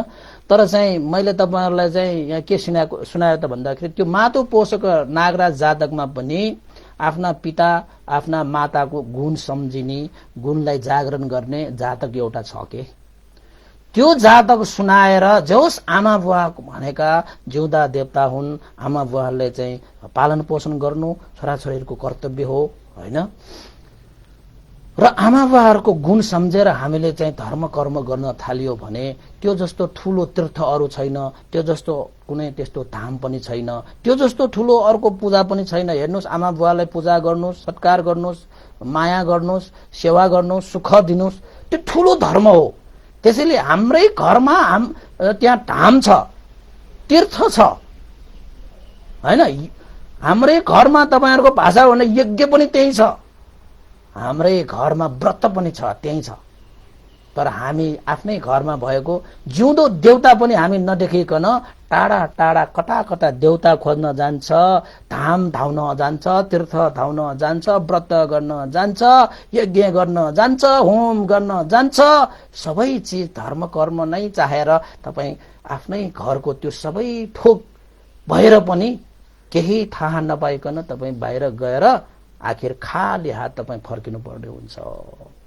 यसरी भगवान बुद्धले ती छोराछोरीहरूलाई त्यो ब्राह्मण सहितलाई धर्म उपदेश गर्दाखेरि अन्ततः भगवान बुद्धको त्यस्तो चाहिँ माता पितो गुणो अनन्तोको विषयमा चाहिँ धर्म देशना अनुमोदन गरिसकेपछि त्यो ब्राह्मण सहित 4 जना छोराहरू 4 जना बुहारीहरू जम्मा 60 जना त्यही समयमा भगवान बुद्धको उपदेशबाट श्रोतापन्न फलमा प्रतिष्ठित भएर गए। ल साधु साधु भन्नुहोस्। त्यस्ता व्यक्तिहरू पनि आखिर त भगवान बुद्धको सत्सङ्गत पाएर आफ्नो कर्तव्य पालन गरेर भगवान बुद्धको उपदेश सुनेर अन्ततः श्रोतापन्न फलमा प्रतिष्ठित भएर जानु भनेको कति ठुलो महान आनिसंस पाए बाबा, उसको जीवन अब सुनिश्चित भयो। कहिले पनि दुर्गतिमा पर्नुपर्ने अवस्था आएन। दुर्गतिको ढोका ठुनेर सुगतिको ढोका खोलेर निर्वाण पुग्ने चाहिँ बाटो तय गर्यो ती छोराछोरीहरू सबैले। ल, त्यो ब्राह्मणले पनि गरे, छोराछोरीले पनि गरे र बुहारीहरूले पनि गरे। त्यसैले तपाईहरू पनि दुर्गतिको ढोका ठुनेर सुगतिको ढोका खोल्ने हो भने आफ्ना बुवा आमालाई पालन पोषण गर्नुस्, सेवा सत्कार गर्नुस्, बिना कुनै मूल्य स्वार्थले होइन। कसैले स्वार्थले त्यसरी आमा बुवाको सेवा गर्छन् भने त्यो ब्राह्मणको छोराछोरीहरूले जस्तो पैसा लिनको निमित्त, सम्पत्ति पाउनको निमित्त होइन, अंश पाउनको निमित्त मात्र तपाईले त्यसरी सेवा गर्नुभयो भने तपाईलाई चाहिँ मृत्युदण्डसम्म दिन सक्छ। कसले दिन्छ अब तपाईलाई थाहा हुन्छ। अब अविचीमा लगेर तपाईलाई चाहिँ कतिपल्ट मार्छ त्यहाँ। त्यसैले आजैदेखि अहिलेदेखि तपाईले आफ्ना जन्मदाता पिता माताहरूको सेवा सत्कार पालन पोषण गर्नु भनेको के गर्नु रे? दुर्गतिको ढोका ठुनेर सुगतिको ढोका खोलेर निर्वाण धर्मको बाटो तय गर्नु हो भनेर यति बुझ्नुभयो भने कोही पनि आमा बुवाले आँसु झारेर खाना मुसेर खानुपर्ने अवस्था हुँदैन। हामी पनि त भोलि पर्सि चाहिँ कहिलेकाहीँ आमा बुवा बनिहाल्छ नि। अहिले तपाईले बुढा बुढी आमाहरूलाई दुःख देला, भोलि त्यही कुरा तपाईँको छोराहरूले सिक्ने त हो नि। त्यही छोराछोरीले पनि तपाईँलाई अनि त्यही चाहिँ आँसु मात्र होइन, रगतको आँसु बगाएर चाहिँ त्यहाँ मुछेर खानुपर्ने अवस्था तपाईँलाई। कर्म र कर्मको फल भनेको त्यस्तो, त्यसरी भोग्नुपर्छ है। कहिले सासूको पालो, कहिले बुहारीको पालो भने जस्तो हो। कर्मको फलले त सबैलाई तान्छ त, कसैलाई पनि बाँकी राख्दैन तपाईँको। त्यसैले अन्ततः भगवान बुद्धको त्यो शिक्षा, भगवान बुद्धको त्यो ज्ञान पाएर सबै श्रोतापन्न भएर एउटा आदर्श व्यक्तित्व भएर श्रावस्ती नगरमा त्यो समयदेखि उनीहरूले आफूसँग भएको त्यो धन सम्पत्तिले आमा बुवाको चाहिँ अब आमाको नाममा जो बितेर गए नि, अब बाँचिरहेको आमा बुवालाई त उनीहरूले सेवा सत्कार आदि इत्यादि गरे, तर बितेर गएको आमालाई पनि हामीले सेवा गर्न पाएन, हामीले चाहिँ सत्कार गर्न पाएन। आमा बुवालाई कसरी चाहिँ सेवा सत्कार गर्ने भन्ने कुरा पनि भगवान बुद्धको शिक्षाबाटै उनीहरूले सिके कि हामीले धर्म कर्म गरेर पुण्य आर्जित गरेर बितेर गएको आमालाई पनि जुन स्थानमा चाहिँ आफ्नो कर्म अनुसार जन्मिन गयो त्यो जन्मेको ठाउँमा पनि होइन केही अभाव नहोस्, पूर्ण होस् भनेर चाहिँ पुण्य अनुमोदन गर्नु हुने रहेछ भनेर ती परिवारहरूले चाहिँ अब के गर्नु थाले त भन्दाखेरि जीवन उपरान्तसम्म दानशील भावनादि कुशल कर्म गरेर आफ्नो आफ्नो जीवितमान भएको समयमा पनि उनीहरूले आफ्नो जीवनलाई चाहिँ सुखमय शान्तिमय बनाए र बितेर गएको आमालाई पनि कहिले पनि उनीहरूले पुण्य अनुमोदन गर्न कहिले पनि बिर्सेन।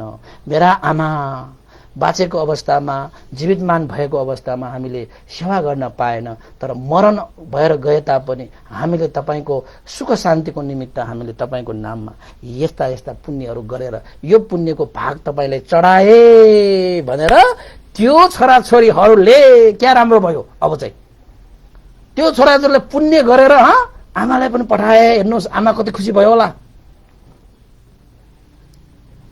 त्यो सबै काम कहाँबाट गयो त भने भगवान बुद्धको शिक्षा, भगवान बुद्धको चाहिँ अनुशासन है। त्यसैले हामीले भगवान बुद्धको शिक्षालाई हामीले मात्रै सुन्ने होइन है, हाम्रा छोराछोरीलाई पनि सुनाउनुहोस्। हिजो पनि मैले भनेको थिएँ, आमा बुवाहरू मात्रै त्यो भगवान बुद्धको अनुसरण गरेर शिक्षा लिएर हुन्न नि। आफू त सुखी होला, आफ्नो सन्तानहरू सुखी भएको त सबैले चाहन्छन् नि। र आफ्ना सन्तानहरू साँच्चै सुखी र शान्ति तपाईँ चाहनुहुन्छ भने त्यस्ता चाहिँ छोराछोरीलाई साँच्चै सुख र शान्ति दिने शिक्षा भनेको त भगवान बुद्धको जस्तो नैतिक शिक्षा, व्यावहारिक शिक्षा, धार्मिक शिक्षा होइन, भगवान बुद्धको चाहिँ शिक्षामा छ नि।